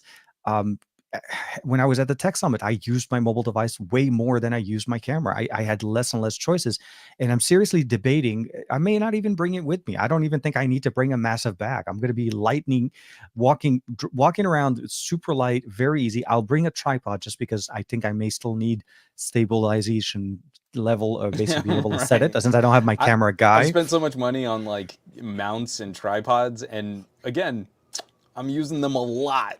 Yeah. Really expensive carbon fiber travel tripods. I'm using them a lot with phones. Yeah. So I would probably say it depends on what you need. Yeah. So focus on your solution and the end product and see what kind of gets you the shot that you're looking for and has the versatility that you're looking for from the camera system. Because like Juan said, lenses is literally 90% where you spend all your money. It's not on the main body, Yeah. not the camera. It's the lenses, and But as that's a the system. hobbyist and enthusiast, I love like go back and get an old tank of a Canon. Go back and get like an old beater of a Mhm. Nikon, and you'll get great deals on the camera body, the accessories, the batteries. Find a couple really good like I love like the Sigma primes. You can get them Yeah, yeah. for Sigma Prime's pretty really good. pretty inexpensively, or rent a camera body, see if you kind of dig it. But like even an old kind of, like a Canon 5D Mark III, yeah, Oh man. some issues, but like you'd have fun with that as like a walk around shooter. Like that camera is still a champ. I have an old Canon 7D, like not a 7D Mark II, a 7D, and I still trot that thing out, and it's a tank. I'm still on the original battery, and that's now getting to be like 12 years old, and that camera is still so much fun to shoot on. And it's great because especially those older camera bodies still feel really analog. Hmm. Like the viewfinder doesn't have any fanciness to it because it's, you know, it's an actual mirror box, but it's got a little bit of an overlay that you can kind of control some stuff from. I have like, I think it's 12 focus points. Hmm. That's it. That's all you get. 12 focus points. So if you can't focus in one of those 12 boxes, I guess you're just not going to focus. You're not taking that It's picture. it's so great, and it feels so mechanical even though it is a digital camera. This was Man, you kind of, guys are yeah. still cracking me up about this OnePlus 10T. Barry Johnson, Juan, and TK. Nothing says OnePlus bust like a launch deal of $650 with 16 gigs of RAM and 256 gigs of storage. Yeah, I don't. Yeah, that OnePlus 10T was such a bad phone. Am I right? DAE think the OnePlus 10T is bad? Because that is easy to get YouTube views when I say it's gooder, it's badder, and it should have been gooder. I So it's not as good or as it should. It should have been cheaper and have been more better than an S22 Ultra, and then it would be worth it for the monies. Because I'm a tech reviewer and I say things like, if it had been cheaper and better, it would be better. And that's insightful tech commentary. it's like the never-ending comment of cheaper, better, always better. I'm like, okay, great, yeah, thank you. But what are you Sure. getting at cheaper, better? Is it really cheaper, better, or is No, it no, you no, just no. trying to come up with excuses? But yeah, No. Tech reviewers want cheaper and better. That's what they want, right? yeah. And that's good tech commentary. You just We, we s- say, we still want well, the if flagship they killer from released 10 years ago. Yeah, this phone and it were exactly the same as a Samsung Galaxy S22 Ultra, but it was half the price, then that would be better. No compromises. They're not saying, oh, well, reasonably that they've cut $300 off the price of a OnePlus 10 Pro. We should see $300 worth of compromises. No, they want the OnePlus 10 Pro with the newest SoC and more functionality than the OnePlus 10 Pro, but they want it for $500 because and that's how you win. Is you that's how you sell would. everything at a fire sale loss, and that's gooder. And you'd never hear that kind of criticism about an iPhone. You can tell that they're very consistent No, in no. making sure that they can When always pick that winner. So when Apple that's how wants it to sell works. you a cheaper iPhone, they sell you last year's iPhone because that's the only way Hmm. they can. They keep Or you in the they repackage the iPhone 7. multiple times. Oh Yeah. my god, I mean, the it's yeah. iPhone 6 frame has been in operation continuously since the launch of the iPhone 6, with the 6S, the iPhone 7, the iPhone 8, the iPhone SE, and the iPhone SE 2022. So let's not get too picky about OnePlus delivering a substantial amount of functionality, processing power, updates for a completely new animation engine on Android 13, one of the prettiest phones of the year, one of the best performing phones of the year, and they managed to stick an MSRP of 650 bucks, let alone what you could get that phone for on sale. So I'm pretty positive And on they that had a as a lot of good mainstream sales. They had a strategy. lot of good deals going on over the For holidays. sure. If you Even really, the OnePlus 10 Pro was like yeah, what, 550 at one point? it it's Tell me like what phone is really landing 550 that is demonstrably outperforming and I think that's the bit. the Yeah, OnePlus 10 Pro. we need to kind of understand. And then they still managed to release one more a Nord phone at the end of the year that I think not a lot of people are focusing because it's primarily on T-Mobile and Metro. I think it's more specific, but they did. It's a different year. It's still an adjustment, and we'll have to see how. I think OnePlus overall. Just to somebody's comment saying the 10T's cameras are bad. The 10T is a one camera sensor. You live in one camera sensor type of an experience. It's a T That's what a series. T That's how series they did phone it. is. Yeah, Yeah. I mean, yes, you have more than one camera, but if you live in the primary sensor and you focus your experience there, you are going to get a good experience. It's just not what the Pro is. It's not meant to be the Pro, and we need to stop referencing the T series as a lighter version of the Pro. It's a One Plus.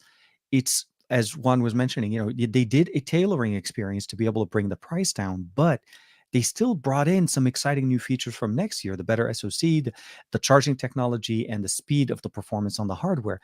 you have to appreciate what comes there and judge it for that. Does it perform well for Yeah. what they're promising you, and not skip? Because if you really wanted a 10 Pro, by the time the 10T came out, I actually at launch for the 10T, the Pro had $100 off a deal going on to it for Hmm. $799 on the Pro. Go for the Pro. Don't go for the 10T. Pay that extra 150 and get the Pro. Or And you could be yeah, like me and Dave Burns, and you could point out like, if you really think you care about this kind of stuff, then you should acknowledge that the peak OnePlus camera package was on the OnePlus 9 Pro. And yeah, everyone who slept on the OnePlus 9 Pro missed one of the all-time best overall camera performers we've ever seen. yeah. From the larger ultra wide sensor giving you better 8K video capabilities, the Hmm. 4K 120, 4K at 120 frames per second, OnePlus. Sony and OnePlus are fighting So on pretty much, features that no one else is even attempting. And they were doing it back on the OnePlus 9 Pro. So yeah. if you really think you know, and you wrote off the OnePlus 9 Pro, then you wrote off one of the all-time best camera. I mean, again, sort of premium tier phone, not ultra tier phone, but Hmm. premium tier phone camera packages we've ever seen. And I would take the OnePlus 9 Pro over the OnePlus 10 Pro if we're really breaking all this stuff down. So Oh yeah. again, so much of this camera conversation has gotten lopsided because people are familiar with iPhones and they're familiar with Samsungs, but you missed some truly great and truly fun capabilities with Sony, OnePlus. The Axon this year had crazy camera capabilities. All of Hmm. these other phones are swinging. They're delivering some astounding capabilities that Samsung isn't even trying. So let's not get too precious. Oh, but OnePlus and their cameras always suck. Well, then you're a poopy photographer. I slammed on the brakes there. If you can't get Ah. good shots out of a OnePlus 8 Pro, that's not on the phone, that's on you. You just suck. Well, thank you very much for the demonetization effort there, Juan. I appreciate that. We're gonna I almost burned we, the whole thing to the ground. We went from PG to we PG 13 in we're gonna half a have to close syllable. the channel now for the rest of 2022, which is fine. I will do that. We will shut it down for the rest of 2022. Um, Let me see some of the other questions we have in here. I mean, there's some. Yeah, you're right. So many people are still stuck on the 10T series. It's like, Yeah. welcome to the 10T show, because There's a whole we all. conversation going on, and you're like, if you can't acknowledge like where the comparison should happen and what the value of a OnePlus really represents, it makes the conversation so much harder. Because it's like No, people no, in the comments are saying, like you'll pull up a OnePlus 10T, and then someone else will be like, but I have an S22 Ultra with 512 gig, and it's better. And you're like, well, yeah. yeah, How it dumb are is. you? Why would you? Yeah, This like, sure. It's like uh, saying my Mac is better than my Dell. Well, what Dell do you have? I have a 10-year-old $300 Dell laptop. And what kind of Mac do you have? I have a $3,000 Mac Studio. Well, yeah, that's not Apple versus Dell. That's 10 times the that's 10 price. years ago versus current year. Yeah, like Right. even the Dell from this year will No, beat your 10 year. Apple better than PC. Oh my God. No, but I did want to highlight at least a wild sighting of our buddy Aditya Nil kicking it with us, just Hmm. kind of jumping in with the 9 Pro with the Hasselblad was next level. It still is really, it's the next level. I gave that one to my brother and he's been so happy with Oh, it. the I, 9 I, Pro is the 9 of Pro is all the a devices pride I from could my cold recommend dead it. hands. Yeah. Oh, that one's Over coming what back. It will come back. It is that was a not leaving loaner. That it. was not a keeper. It's my brother's been on my brother and my sister-in-law have been on a OnePlus kick since the 7 series, and he Hmm. had the 7 Pro for the longest time. And then when I told him, I said, look, if there was an upgrade that we should do once it was ready, because he was ready to go, we lost update on the 7 series. He's like, I need a new version. I need to make sure to stay up to date, everything. I told him, seriously, dude, the 9 Pro is the one to go with. It looks great. It Hmm. really is nice. My mom's running on the 9, and my sister-in-law decided to go with the 8T because she liked that version. So she's, again, Sure. you pick the one you go, but they are so he's so comfortable with the OnePlus series, and it is so nice. Like, seriously, not again, the 10 Pro is not that it's not a good device. it's just, if you kind of look at it from the lineage, I'm really hoping the 11 Pro kind of or the 11. I don't know if it sounds like it's going to be just the I don't know 11. that we're gonna get a pro. I don't I think there think is they a, might yeah, save a pro for their mid year refresh. At least or I yeah, hope that I we see that kind of from what we're seeing, at deliver. least, yeah, it looks like it's an 11 series, straight up 11 series with the 8 Because Gen that's what 2, the hopefully. iQOO is too, and we know that they're cousins. You know, Oppo They're very and Vivo aren't under the same management. They are firewalled companies, but the same thing hard. happened here. Internationally, we only got the iQOO 11. The iQOO Mhm. 11 Pro has only been launched in China. The X90 Pro Plus has only Yeah, been launched in lost in China. China. Well, I'm getting real nervous about some of these international phones not making it out because they're not really getting the kind of coverage they deserve. You know, if you slow play an X90 Pro Plus and you're like, oh, but it's a Vivo, it's good. I It's don't. one of the best phones of the year. It's one of the best phones of 2023, and it launched in 2022. Oh no, no, So, absolutely. And Grant, one of our friends, Grant, also on it's posted, I think, his first video comparing it to the 7 Pro. He got his own as well, and I'm excited to see some of the coverage on that. It's a device, obviously we'll never be able to buy internationally. We'll always have to export to be able to get. But it's exciting to see what we see in that market, and what we're missing here in the US, which is really sad, because we're getting to that point where we're just not going to have options. It's like, seriously, we're we're we're talking about a conversation that I think most people will miss in the US because they just don't see mhm, it. You don't get it. yeah, Yeah. So, yeah, but it's gonna hurt. And we have Scoop in the chat, and Scoop oh yeah, is a better photographer than either of us. And again, I don't think Scoop would make any outlandish claims about the OnePlus 10T replacing his mirrorless cameras, but something tells me that Scoop does not take bad pictures with the OnePlus 10T. And so he says that it does not suck at all. So I'd be willing to trust Scoop's opinion on what a portable camera system or discrete pocketable camera system can achieve. But from my own experiences, if you're still holding to that old, tired truism about OnePlus cameras sucking, since the OnePlus 8 Pro, you've missed out. You've missed some baller. And on the OnePlus 9 Pro, the ultra wide had a ultra larger wide camera camera. sensor than any iPhone, I think, up to the iPhone 13 Pro Max. The ultra wide sensor The was one that usually bigger gets than the ignored. Yeah. main camera sensor on the iPhone 12 Pro Max, let alone the iPhone 12 Pro, which had the smaller 1 over 2.55-inch sensor, but no one complained about that because Apple. So I'd you've got to reassess. A OnePlus does not shoot like a Samsung, but recently that's been a good thing, especially for Samsung shutter lag. Like the OnePlus has actually improved upon some of these real sort of consumer issues with how their phones react to Hmm. controlling the camera and shooting with the camera. And up to the OnePlus 10T, the main sensor is good. It's a really good main sensor. It's Absolutely. just a screamer. It's got a better modem. It's got a more power efficient radio. It is going to be better for gaming. It's just a monster phone all the way around that was priced specifically to hit a lower MSRP. Yeah, no, no, and I think that's the biggest thing we need to keep in mind. Again, I don't want to make it sound like it's an entirely a one plus thing.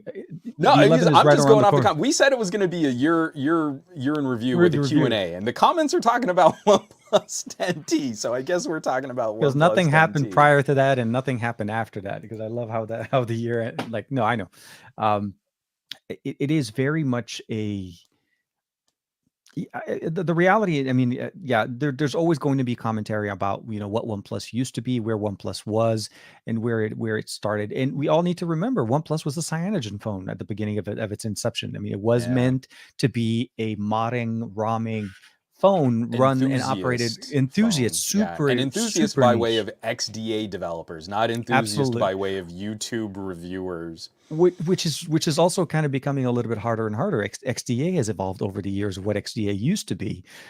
So yeah, yeah, the reality is, all I can say is, brands grow and brands change directions, and they have different focuses. They still exist. They are Hmm. in a morphing stage right now with Oppo, because Oppo's brought them back into the fold. into an experience that we need to kind of see how it's going to evolve. I don't think the brand is Yeah. dead.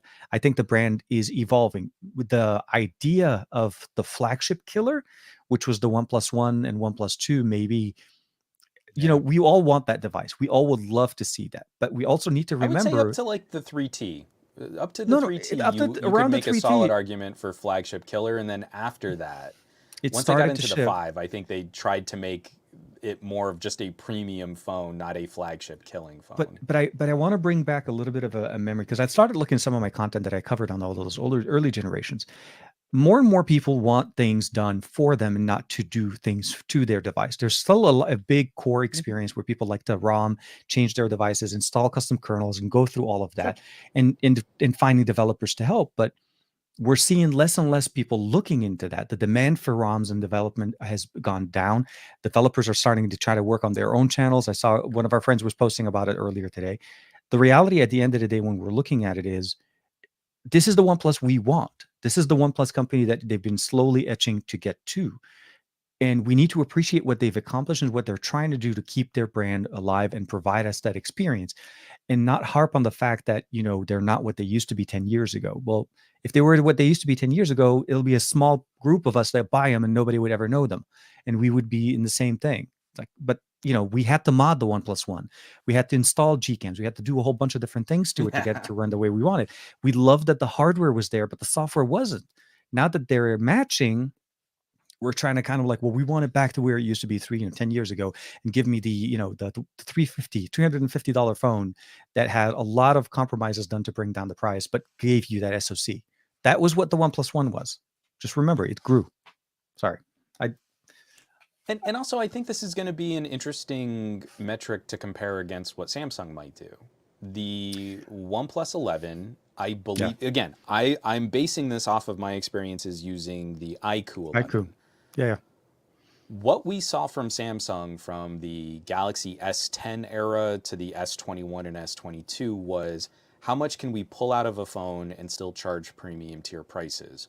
Yeah. The BBK brands are now starting to put back in the things that we lost while trying to aim for $600-700 price points.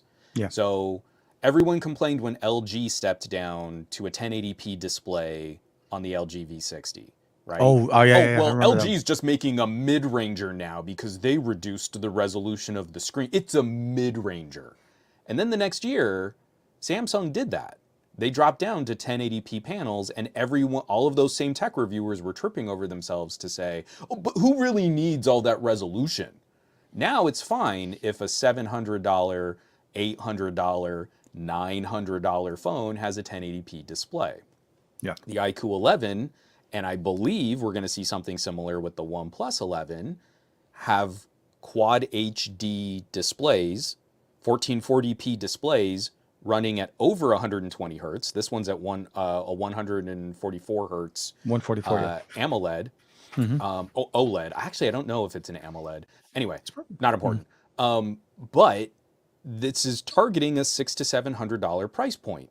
Yeah. 256 gigs of storage, a really good main camera sensor, some okay companion sensors, and a top tier SoC. So we're getting quad HD back. Is Samsung going to give us quad HD back on the Oh S20 no. S23? I No, don't believe they will. I So don't. again, we're Yeah. watching all of the competition start to reclaim those features that we used to have in $700 phones. We used to have quad HD screens in $700 phones, and those are coming back now. So increasingly, we're seeing fewer compromises, better performance, ridiculously fast charging, not Samsung fake fast charging, but real, like, Adaptive. I plugged this thing in for 8 minutes and it's gone from like 20% to full. Yeah. Like that is real fast charging. Dude, Now we need to 67-watt see, charging on this little guy yes, is on a crazy. foldable. Yeah, on a foldable. 67 watt charging on a foldable. So now we need to see, is Samsung actually going to rise to the challenge? Because we've Yeah. gone through 3 years now of withering sales on Samsung devices above $400. Yeah. This is their weakest market. They make the majority of their bulk of sales sub $400. And we might Absolutely. only be talking about 8 to 10% of their total smartphone sales, Galaxy S and Galaxy Z combined. That is not good for the outlook of premium Android to have Samsung underperforming that bad. Because that's where Apple's main growth is. The iPhone 14 strategy kind of worked. iPhone 14 kind of nudged more people to get an iPhone 14 Pro Hmm. because it felt like the iPhone 14 wasn't a big enough upgrade over the iPhone 13. So, you know what? I'll Yeah. spend a little bit more and get the nicer, newer phone. We don't have a corollary locked up market like that. And when Samsung drops the ball this bad, it hurts all of premium Android. It hurts every device that's priced above $400. So It, this is the critical transition.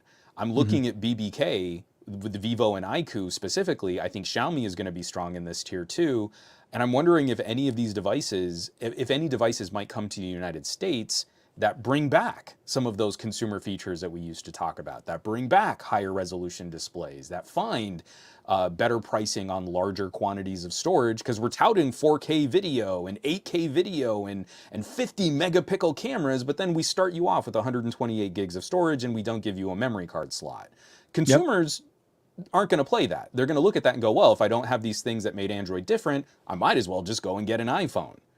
And so now, if some of those features come back, will we see the market respond and start to embrace better built devices at those competitive price points? And will Samsung eventually remember, oh, if we make a product that's different than an iPhone, more people will buy it instead of just going and buying an Making it, iPhone instead? yeah, or making the Android version of an iPhone by looking at it and saying, Yeah. okay, if they Yeah, take Samsung something out, that's what we should do.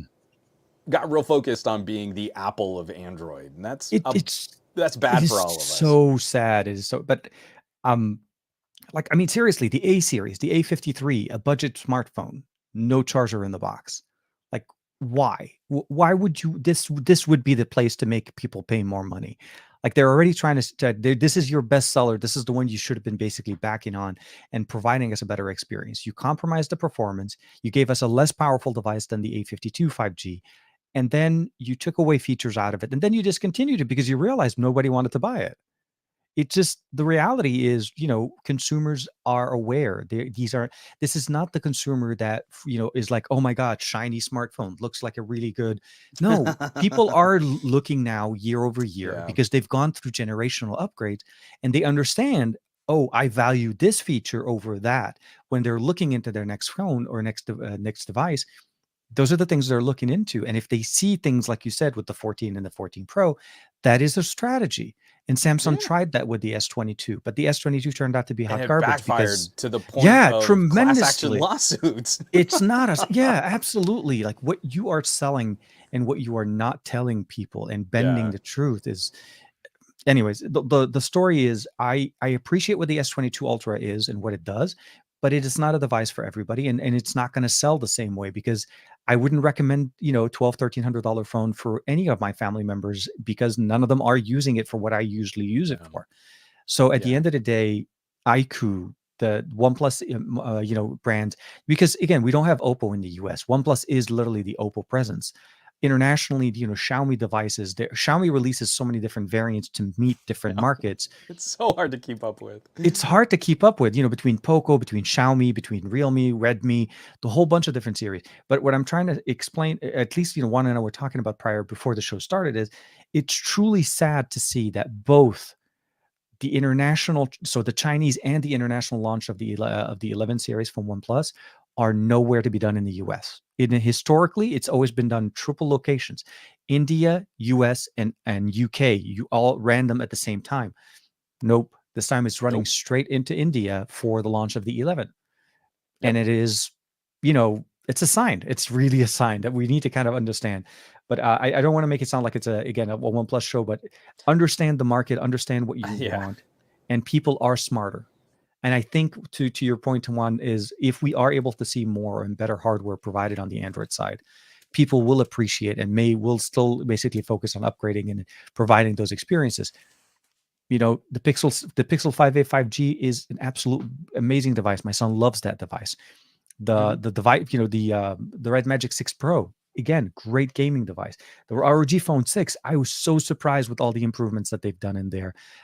Again, you just need to figure out what you want, and there are solutions. And on the Android side, we have so many more options. Motorola's there. We have ROG. We have, Sure. other Well, solutions. But speaking of, because I wanted to use that as our little transition, where I think we've kind of exhausted the topic of the OnePlus 10T from the chat, because you have spent a little time with that ROG, just kind of wrapping yeah, up the year with a really fun gaming phone, and I'm sure you've got some thoughts on. to me, Because I mean, why would anyone buy a gaming phone? It's not like mobile uh, gaming isn't dominating in terms of like user base competitions, or esports, or or generating income. Like it's yeah. not like revenue from mobile gaming dramatically eclipses any other console segment. So obviously it's a total fail and no one should ever do it. And you shouldn't make phones that are good at playing Yeah. games because mobile gamers just don't exist, according to tech enthusiasts who can't read press releases or news articles. My recommendation is to try it and see the difference and and realize what has been going for many Sorry, years. Julos, again, I just like me just sitting here with my Red Magic 5S. You're like, yeah, No, kind of, no, a little bit. the presence. So what? First and foremost, I will say this: my biggest favorite version of any device on the market is a custom edition version of that device. ROG Yep. Phone 6 came out a few months back. It's been like 3 to 4 months. So the reality is, it's not a brand new phone, but it is a one of two custom editions that they release at the end of the year. There's a Batman edition, which exists. I don't have access to that yet, but I'm hoping at some point. And then there was Right. the ROG Phone 6. And that's basically the Diablo Immortal Edition. And from the unboxing to the gameplay to the case to the sim ejector tool in there, even the map of the sanctuary, the whole different experience. You go into that, and then you also realize that it supports controller options, and it also has. Now I don't have the RG Phone 6 anymore. Unfortunately, that had to go back, but this is the 5. I still have my 5 from last year. Sure. A USB-C video output port that's dedicated for the side mount, like this purposely built hardware for specific version. You put the video out down so that when you're playing, you're able to broadcast to a bigger display and use your phone as a controller. You could Mm-hmm. use controller options to be able to play, let's say, Diablo on a TV. Uh, some games don't support controllers. Obviously, this is why you have the handheld experience, but those For experiences sure. kind of work really nice. Zero lag headphone jack that supports just basically Cirrus Logic audio processing in there. 384, 32-bit processing as far as audio in there is unheard of on a device that is designed for gaming. A display that runs at 165 frames per second. All of the things that we appreciate for gaming that make it actually very good, well balanced, device. I was going to say PC, but a smartphone, and I felt like that's really where the ROG excited me. It embodied everything. It had that they had that feel from the lock screen, the even the animation for the charging speed, and the fingerprint sensor, all customized to meet Diablo. And Batman had the same thing. Batman even came with a bat light, the bat signal that you're Yeah. able to actually broadcast. And I was like really excited. So I'm like, can you please? And like, we don't have any of those, but if we have, we'll see. So yeah, I kind of had, it was a good opportunity for me to kind of cap off the end of the year with me playing with that device. I've Mm-hmm. had it for some time, playing a lot of games. Also, higher refresh rate gaming on both PUBG and Call of Duty. Much Nice. better processing and sustainable performance on Genshin Impact at 60 frames per second. All of the Have you things I started really appreciate. working Apex into your testing? I didn't know if that was a game that you were into or not. I do play Apex Legends. I haven't played it on mobile as much. I installed it on my Steam Deck, so I have it in there. But as far as smartphones, not as much. I actually been more focusing on Call of Duty because of the new season that just came out. So it's more But I feel like it is a game that definitely leverages and can definitely push a device, especially when you Yeah. start rendering in open space. And they did a Yeah. decent job porting it over. So yeah, Especially doing your drop at the very beginning of each round. Like there's that one transition where every phone really stutters when you're just going from your falling animation to back to actually the getting to the into the landing. map. Yeah, They yeah, yeah. try to make it look like this, like just kind of cutscene transition element, Like a but jump it cut. janks every phone that I've ever tried to play Apex with. So I got to bring that in more, and it's to me, gaming for me is an outlet, right? it's an outlet that we're able to see more now. We're seeing more focus on mobile gaming. One thing I will say, I had a chance to play with the Razer Edge, I think it's called, that gaming, the portable gaming solution that they're bringing in, Yeah. using the it's not the ATX, the G3X SoC from Qualcomm. I really wish they would kind of like. It, Anyway, but you got to yeah, play with yeah, it. Yeah. I got to play with that. So that was exciting for me. That's literally running on on a tablet experience, Android running device with focus on connectivity on 5G, but also better cooling. So gaming is a big part of smart or mobile devices, and I think people need to appreciate what the technologies have done to help us get there. RG Phone 6 is an easy recommendation for any gamer, but again, pricing is a little bit higher. You have to you're paying for what you're getting. That's literally all I would say. Yeah. You don't buy it for the camera, but it does have a decent camera. It's better this year. Again, it's a small etch there, but watching content on it, a 6,000 milliampere battery that charges with a 65-watt charger. Seriously, no other phone on the market. 6,000. We're not talking about 5,000, 45, playing that game of, does it have a 5,000? Does it have a 45? No, this goes 6,000. This has a 6,000, and this is last year's edition. This Yep. is, Asus has been doing it. So what I see and what I would love about it is is just how it represented, and the fact that it's a custom edition. I think that's what won me over. The others look great, but Diablo or even Batman, like I'd love to be able to see that Batman animation, the through and through when you turn on X mode and the wallpaper just evolves or goes up. On Diablo, at least it goes up in flame because it's obviously increasing the temperature of the devices. But yeah, no, it was a pleasure. It was nice. I have one more video coming up, hopefully tomorrow morning. I've actually not hopefully it will come up tomorrow, which is on the N300, as I kind of mentioned earlier in the video or in the chat with here.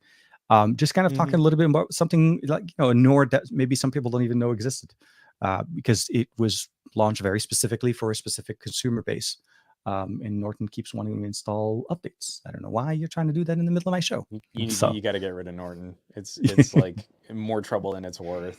I went through that with that MSI laptop review and just like, I wish they would stop bundling with Norton because it kills me when like this insanely powerful computer just grinds to a halt because I've got to update Norton. Because Norton goes into everything now. They're trying to be everything for everything. It's out of the antivirus into. It's so frustrating. Into but I did before we completely circle off, because I think this year was also really big for us on Steam Decks, and obviously a purpose-built gaming-focused, gaming-centric device is going to win. It's the same, like I just got into another, not argument, but just kind of a terse discussion with someone on one of my smartphone camera videos where I'm making a direct comparison between a Vivo or a Xiaomi with these big sensors to standalone mirrorless cameras. And it's so exhausting where the photographers come running in to like, oh, but you didn't point out how regular cameras can specialize. And you're like, well, I did. I just didn't make it the focus of the video, because the focus of the video is how smartphones are doing better. And I feel like that's one of those hooks. If you told me like I could game on one thing, I wouldn't pick up a phone. I'd pick up a Steam Deck. That's easy.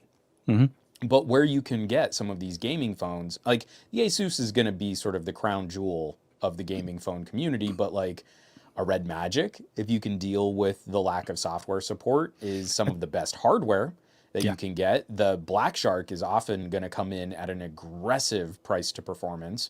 Your performance per watt is insanely good on a phone compared to the Steam Deck. The Steam Deck is a mini little nook of a computer with controllers stitched to the sides. A phone has to be a much more power efficient, portable compute platform. So when you can compare, like I like to compare with Alien Isolation, when you can compare like games, similar games across various types of computing platforms, your playtime, your rendering, your game speed, all of that, the phone has some solid advantages. But again, I've also been grinding a ton of Vampire Survivors on my Steam Deck, but now Vampire Survivors is on Android, so I've got to rebuild all of my progress on Android too. Say goodbye to Juan for the rest of the week. Yeah, I know, right? So the DLC for Vampire Survivors just came out for PC. So Yeah, it's I another, it's downloaded like that. $1.50 on Yeah, I Steam know. to get a whole bunch of other new challenges and unlocks and a new map, and I'm here for it. I finally, I actually, I posted it on the Discord.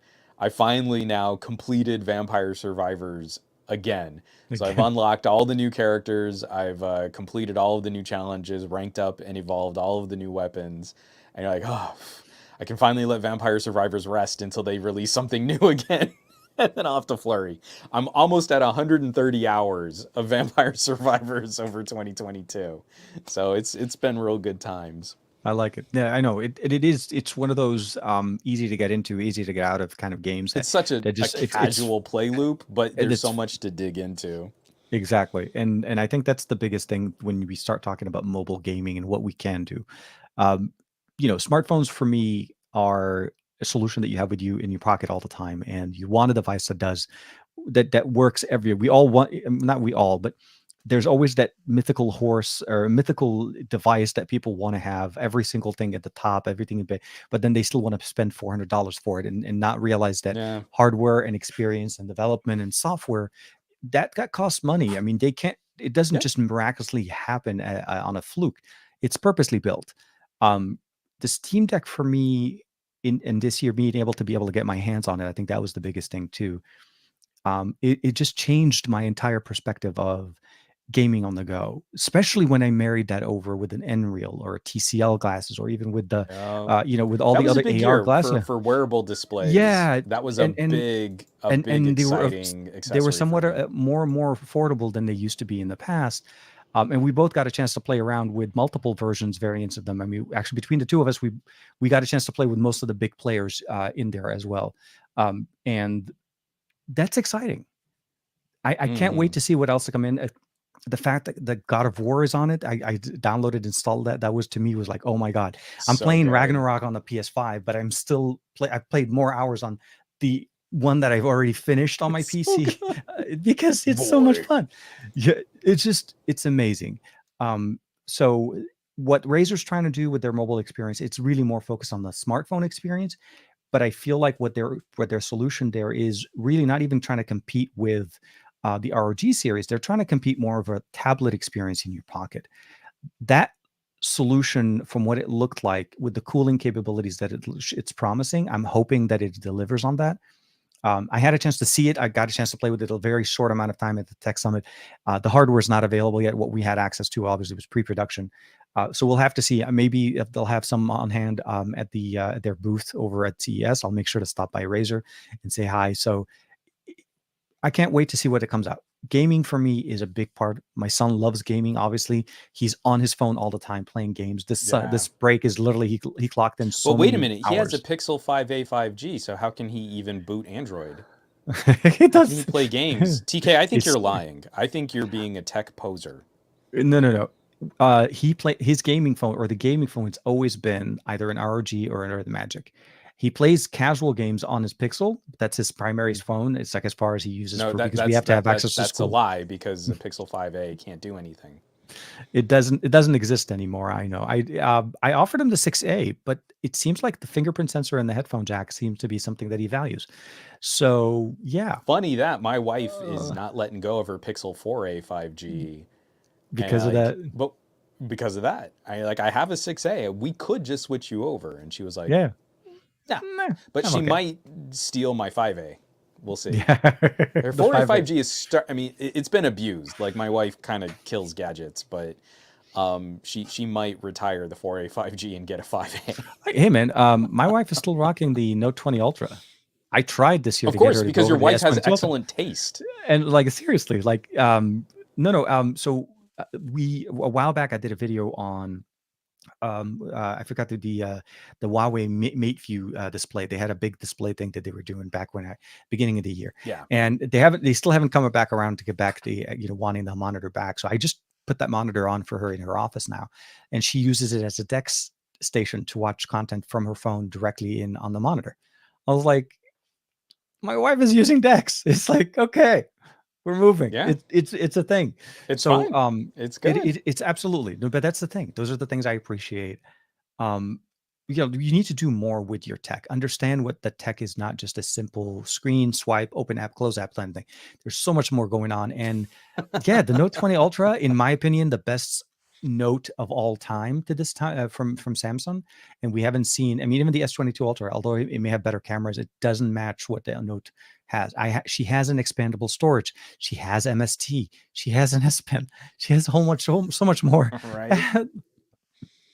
We Yeah, got but Steve in anyways. here backing me up because, again, you're incorrect for saddling your child with such a miserable phone. And Steve says, I know the 765 is so weak. I had one and it couldn't emulate 3DS games at 3 times resolution. So you just got to throw that in the garbage. It is TK, it something. only has like a 60 hertz display. How Yeah, do I you even know. look at that without getting immediately motion sick and I was vomiting all about to. over There's your a office? we provide my son access to consistent motion pill sickness, just to make sure he's okay. He does okay. He did. I will say this though.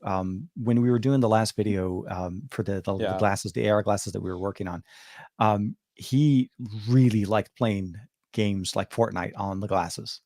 Like he got like you could Yep. see his face lighting up. He's like, "Oh, this is nice. This is nice." And I had to kind of remind him to kind of stop doing this and do this. That whole setup thing we were talking about Everyone with, does that. yeah, it It's like, but I'm amazing. like I'm your body is holding the game, so that's where I need to like shut shrug my up. shoulders and like roll my back. And you're like, Because no, relax. relax, just It's sit back, so enjoy the chair. nice. So yeah, I can't wait to see what comes up. I can't wait to see what other hardware comes up next year, and what improvements and innovations are pushed.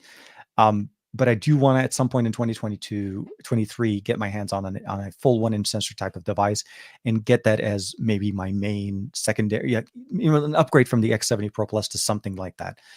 Would be Yeah. primarily because, like I said, We need to see more and more. what arrives is now we still do not have an internationally delivered phone with a 1 inch type sensor. Yeah. And if we keep talking about phones and cameras the way that we do, where the implied winner is an iPhone or a Galaxy, which should not be, Yeah. every time you do a head to head. So I was working with Shaka. If you go to iMore, Hmm. he's got an article called Skinclusion, I believe. Hmm. And he sent Oh, out this to yeah, the sorry. he did a comparison with the Pixel 7 Pro against the iPhone 14 Pro Max. And of course, like I'm sitting there and I'm pixel peeping. And first of all, Apple's image processing is hot garbage on these larger sensors. They're still mangling images like they did on smaller sensors. And what they're doing has not caught up to the advantages of a larger sensor. So you go and you zoom in and you see that thing where they smeared all the detail to get rid of noise because Hmm. noise used to be a much bigger problem on smaller sensors. But it's not as big a problem on a bigger sensor when you have a larger pixel size, you get better pixel level detail, and your Hmm. noise is more pleasant. Like there are grainy images on a Pixel 7 Pro, but it looks more camera like. It doesn't look like that gross, harsh digital noise, that crunchy noise that we got on smaller sensors. But Hmm. Apple is still smearing that all away and then trying to sharpen up the image after the fact, which is where you get that oil painting splotchy effect. Hmm. So immediately, similar sensor sizes on the iPhone 14 Pro Max and the Pixel 7 Pro, where the Pixel 7 Pro comes in at a distinct pricing advantage. But then the color, the representation, the skin, the tone, the hues, all of the dynamics that go into skin color and texture, so much better on the Yeah. Pixel 7 Pro, especially at night. During daytime, it's a little bit closer. The Hmm. iPhone can kind of play ball in good daylight, but at night, it's not even close. Yeah. And this is like we keep just sort of passing along these two. Well, the iPhone has the easiest camera to use. BS. The Pixel camera is so much easier to shoot with. Well, the iPhone processing is what people really like. If Again, you see them side by side, you will never pick the iPhone photo over a Pixel photo. It's not close. And it's those kinds of conversations that we need to reframe where the bestest camera is not one thing. It's if you've got a point and shoot kind of style that you want to capture, I would recommend this phone. If you like digging into menus and settings, then I would recommend this phone. If you want the technological advances of better hardware, I'd be talking about a completely different phone. And increasingly in the United States, we're not getting to play with all the options. We're getting kind of a lopsided view on what this new tech can really do because we're really not getting those solutions here. We're not getting some of the more experimental, some of the more outlandish, some of the more boundary pushing options. What I can do with this Xiaomi is absolutely mind blowing compared to where we were with phone cameras a year ago, Yeah. 2 years ago. No, no, So that exactly. that to me is the saddest part of all of this because TK and I get to play with these toys. We've got a bunch of people in these comments that are not afraid of importing a Hmm. phone, like Yeah, yeah. Barry is already on the X90 and I'm super jealous, but that's not an accessible solution for the vast majority of people who buy one phone to lean on it as their actual communications device. So it's heady stuff because you can't reframe that conversation easily because it's all marketing. Hmm. Samsung and Apple have much larger megaphones than we do, and people just kind of go with it because that's what they'll see the first kiosk when they walk into a carrier store. It's Sam Apple and yeah, and OnePlus and Pixel are sitting in the back left-hand corner, and then nobody knows. Like you'll see them if you walk around, if you're shopping and stuff, but if you don't know them, you wouldn't. Yeah, you totally Right. miss it, and it's So such a yeah. Doulos the Prophet is saying, according to the MKBHD blind test, people like the Pixel photos the best, but how could they like the Pixel photos? The Pixel 6a only has a 60 hertz screen. I mean, you can see how that's a distinct disadvantage over like a $1,200 iPhone 13 Pro Max. I mean, Marquez showed us on a $1,200 phone how the refresh rate is better on the $1,200 phone than it is on the $400 phone. So people have to be wrong liking the Pixel photos because that's how you review phones. You don't actually listen to what consumers are doing on their phones and what they like. You just tell them why the more expensive and the more better search engine phone is that will make you more money on your videos is the winner. recommendation by search results. It's a tough solution. Um, I I yeah. I I didn't want to name our conversation at the end of the last podcast as like phone awards and stuff like that. But in reality, what we Yeah. wanted is we wanted to kind of have an open discussion about some of the options that we have, some of the devices that came out in 2022 that may have been overlooked or may have been easily dismissed just for the fact that they are not, an iPhone or a Samsung, S22 or something, an SEO worthy device. There's a lot Mm-hmm. of options coming out. There's a lot more devices on the market that we have access to. OnePlus has had two devices that are major devices that were released. Motorola, the Edge 2022 is definitely one of the big contenders there for what you pay for and what you get. Yeah. There's a lot of things going on, and I hope 2023 brings out more and better content as well. And hopefully, we'll be, there may be some adjustments going on, at least with the podcast that we're trying to work for here as well on our side. Mhm. Um, I want to basically do more things that I enjoy in 2023. I'll say it that way. I don't want to focus on too many things that are just for the sake of getting things out. That just doesn't. I don't think that works for me. It's not healthy, and it's not sustainable. I'll think maybe that's the better Yeah, way for me. for Um, sure. I've had a few stints of burnout this year, and I did not understand like when it hit me. I don't know why, because they were still hardware being released, but I like that burnout just hits, and it just Yeah, gets you out of the blue. So it's pretty um rough. a big focus for me next year is more dedicated content that makes not only is it enjoyable but something I like, and I hope that everybody that watches the channel or supports the channel enjoys it. And I want to see more lifestyle stuff. I want to see more bikes from Juan, because I want to be able to go over there Yeah. and just enjoy riding on those things. You And gotta get over it because I we think I need to, yeah, do have it narrowed down which bike I want to keep and which one I'm gonna sort of pass along or maybe try to sell. yeah, yeah, And yeah, we've got to do a good like just go hit the horse trails, light Absolutely. bike You have, ride. yeah, you have some nice. So I'll say this: if it wasn't a situation where because obviously these bikes are much bigger and so on, but like we have Paseos here that can go for miles. Like we can go ride bikes, like the bikes that you have on the area where I live in here, for literally almost an hour and never hit a road. That's how well Yeah. built this area is done. Like we can go over bridges, under bridges, around areas, and so on. So that's one thing I enjoy. So yeah, once the weather gets a little bit better, and we already kind of had a small discussion after CES. Obviously, I want to be able to come out and spend some time, and I hopefully will Yeah, have I'll hold on to the the. bike for you until after CES. It's Well, I'm fine. waiting to see if the Insta 360 thing kind of does actually materialize. Oh. I'm Okay. waiting to see if that happens. Yeah, because We that could would be do a good like video too, yeah, dude. like Seriously, sort of a bike test with a a bike. little action camera. Absolutely, I'd be man. about that. Absolutely, the best way to To test watch it. how it spanks my old GoPro because I really like those Insta 360s. I No, have yeah, like and I've never had a chance to play with them before, so this would be my first. But unfortunately, I was hoping for it to show up before CES because I was hoping to be able to do something there, but we'll have to yeah. see. Yeah, maybe like I said, it'll be a good ride for us all hanging You out. have caught Jeff's attention with an Insta 360. Pause, sir. I've been trying to for years, so finally got in touch with somebody over.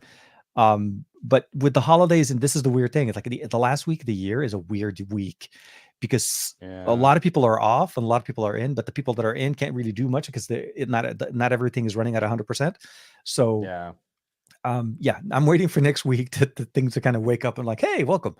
And before I'm hoping before the Chinese New Year that happens in like on the 22nd or so, because that also impacts a lot of our conversations as well. With a lot of companies we work with being in the Asian countries, uh, Chinese New Year is a big holiday and it's a week long Yep. thing. They just disappear. So yeah, but Insta 360, I'm very excited and cannot wait to check it out. I'm Yeah, hoping very soon. like I've got mounts. I just got like a couple new like vice mount style Yeah, like brackets we could use. I've got some plates and some I shoes. Like know. we could I'm pretty sure Insta will be there. Will be at CES. I would be surprised if they're not somewhere. yeah, I'd be So shocked. but it is. Yeah. So like I said, very lean for CES. Um, like I'm almost tempted to say I may end up just going straight with mobile devices and bring power banks. Like just make sure I have a Do decent it. power bank in my bag, and that'll be what goes in every time I put the phone down. Plug it in, keep it charged, so I can have enough juice for everything I want to do. Because I'm going to be editing it on my mobile phone anyways, so might as well Yup. just do it there and bring in the Pro Nine. I Sorry, like I'm so excited the because a Surface Pro few 9. more of our brethren have started doing that, and you're like, that's been my hook since what was it? The Huawei P10. Oh Huawei yeah. P10 and LG V30, and I really haven't for my own videos. Obviously, when I Mhm. travel with another outlet, they bring gear and editors and Oh stuff. yeah, yeah, yeah, yeah. So like Newegg wasn't doing this, but I was, and Slick Deals wasn't covering shows like this, but I was. Pocket Now, exactly, stuff like that. But for my own stuff, like I covered CES on an LG V30 for a OnePlus and an Oppo launch. I covered all of it on a Huawei P10. Like not packing all of your bulky camera gear and having to manage that and lug it around and have a big heavier backpack has been amazing. And now that That's we've got phones with these larger sensors and like, you know, your X70, my X80, my Xiaomi 12S, like man, my mirrorless cameras are not going to get used for this kind of travel content much yeah, at all there's still a time and anymore. place. Don't get me wrong. I'm not discounting obviously the presence and the need for them. But for this type of content that we're talking about is it's seriously run and gun. You're on, you're in, you're out, you're moving on from one place to the other. And 90% of what I always hated about, I always remembered about these days is like, oh my God, my back killing me at the end of that. Because you walk over 20,000 steps, you're going from one side to the other side of the Las Vegas Strip because nobody's ever sitting in the same spot. Like it's notorious how it's mismanaged, but you struggle through it, and at the end of the day, like I said, I've had in 2022. I've had multiple events where I've taken my camera and didn't even take it out of the bag. And never Like use that's it. yeah. Like I'm like, why am I like? So It's I not a did the how same thing. I heavy. was like, hey, just in case, like I have my family together for Christmas. We have, Yeah. you know, all the siblings. and all the spouses and all the siblings. And so it's my folks and everything. Like, I brought my mirrorless just in case we wanted to take a nice photo. What did we take our morning breakfast photo with? The Xiaomi 12S Ultra. Yeah. It was the right tool for the right time, took a great shot. Everyone was amused by the voice shutter, because that's another feature we just can't get on any other phone except for these sort of Asian options. And that's our family photo. I'm gonna make a print out of it. It'll look good on large format canvas coming from this little phone. Absolutely. It's hilarious, like how Yeah. much that shifted, and how good the capabilities are. But I do just want to point out, we should probably start wrapping this show Oh, up. yeah. Sorry. We've got a bunch of creators that are going to be getting back into the swing of things. Obviously, January is going to start us off early with CES. A lot of covers is going to be coming down the pipe and other podcasts. Our buddy Jeff is doing his stream this Sunday, 3 p.m. Pacific. I wholly expect that the whole crew with like Kimmy, Gadget Goddess, and Barry Johnson and LaShawn, and Easy Computer Solutions, that they'll be streaming throughout the week. All of those content creators are super fun. And then just be on the lookout. Like, I'll be back with the Monday Morning Tech Chat show. We'll have some videos starting to kind of get us into the swing of 2023. And we're already kicking off coverage. Like, I'm already playing with 2023 phones now. Like, that's nuts that we're already this far ahead of the curve. So Juan the is already in conversation next never week. really stopped Yeah. from Techtober. Like, it just kept going. I kept waiting for the lull, and it never happened. so we're going. It's go time. There's still a lot of things to cover, but yeah, no. So hopefully we'll be back as well next week for the best of our week, and trying to kind of keep it going, talking about some of those exciting news and new things that are going to be announced in the later in next. Well, actually, by the time we talk again on the 5th or the 6th, a lot of things would have been announced. We're going to have a lot of good things to cover. Sony hopefully coming in with some EV stuff, so we'll have to see some car conversations in there. I'm getting a lot of emails from CES about a lot of new things coming up, so I'm excited to see what's going to come up. Showstoppers and all of the different things. I'm hoping to actually meet some really cool gadgets. And I'll say this: if I see any e-bikes or any things like that, I will make sure to grab a few extra business cards for you, my friend, because I think that's really. Seriously, I'm still hoping for the year where we both are able to cover CES again, because I was with you when you did that V30 coverage and we were walking around. I was in the video if you watched this, and I got a chance to see Newegg and the production crew and all of that different things. And since then, we've had some challenging years and things that kind of that change things. But I'm with you. If I have a gig that's paying that comes around over a CES, I would definitely choose that. I mean, seriously. I'm trying to figure out what to do, and more I feel like CES is great. Yeah. But for me, it seems like MWC is going to be the biggest focus. So if I can, I would love to be able to get that going. So, but hey, I know we've gone till over almost 2.5 hours. This is the longest stream we've had, but we've kind of make up for last week since we missed that one. Yeah. It's good times. I will say, stock Tesla always from your car.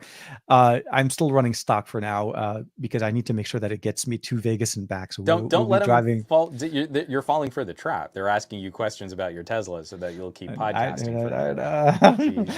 We can make. I'm really wanting to do a. If you want an after hours, I actually do need to get going here. But I know. You can keep it going if you want. Trust me. No, I Tesla chat kind of for the next hour.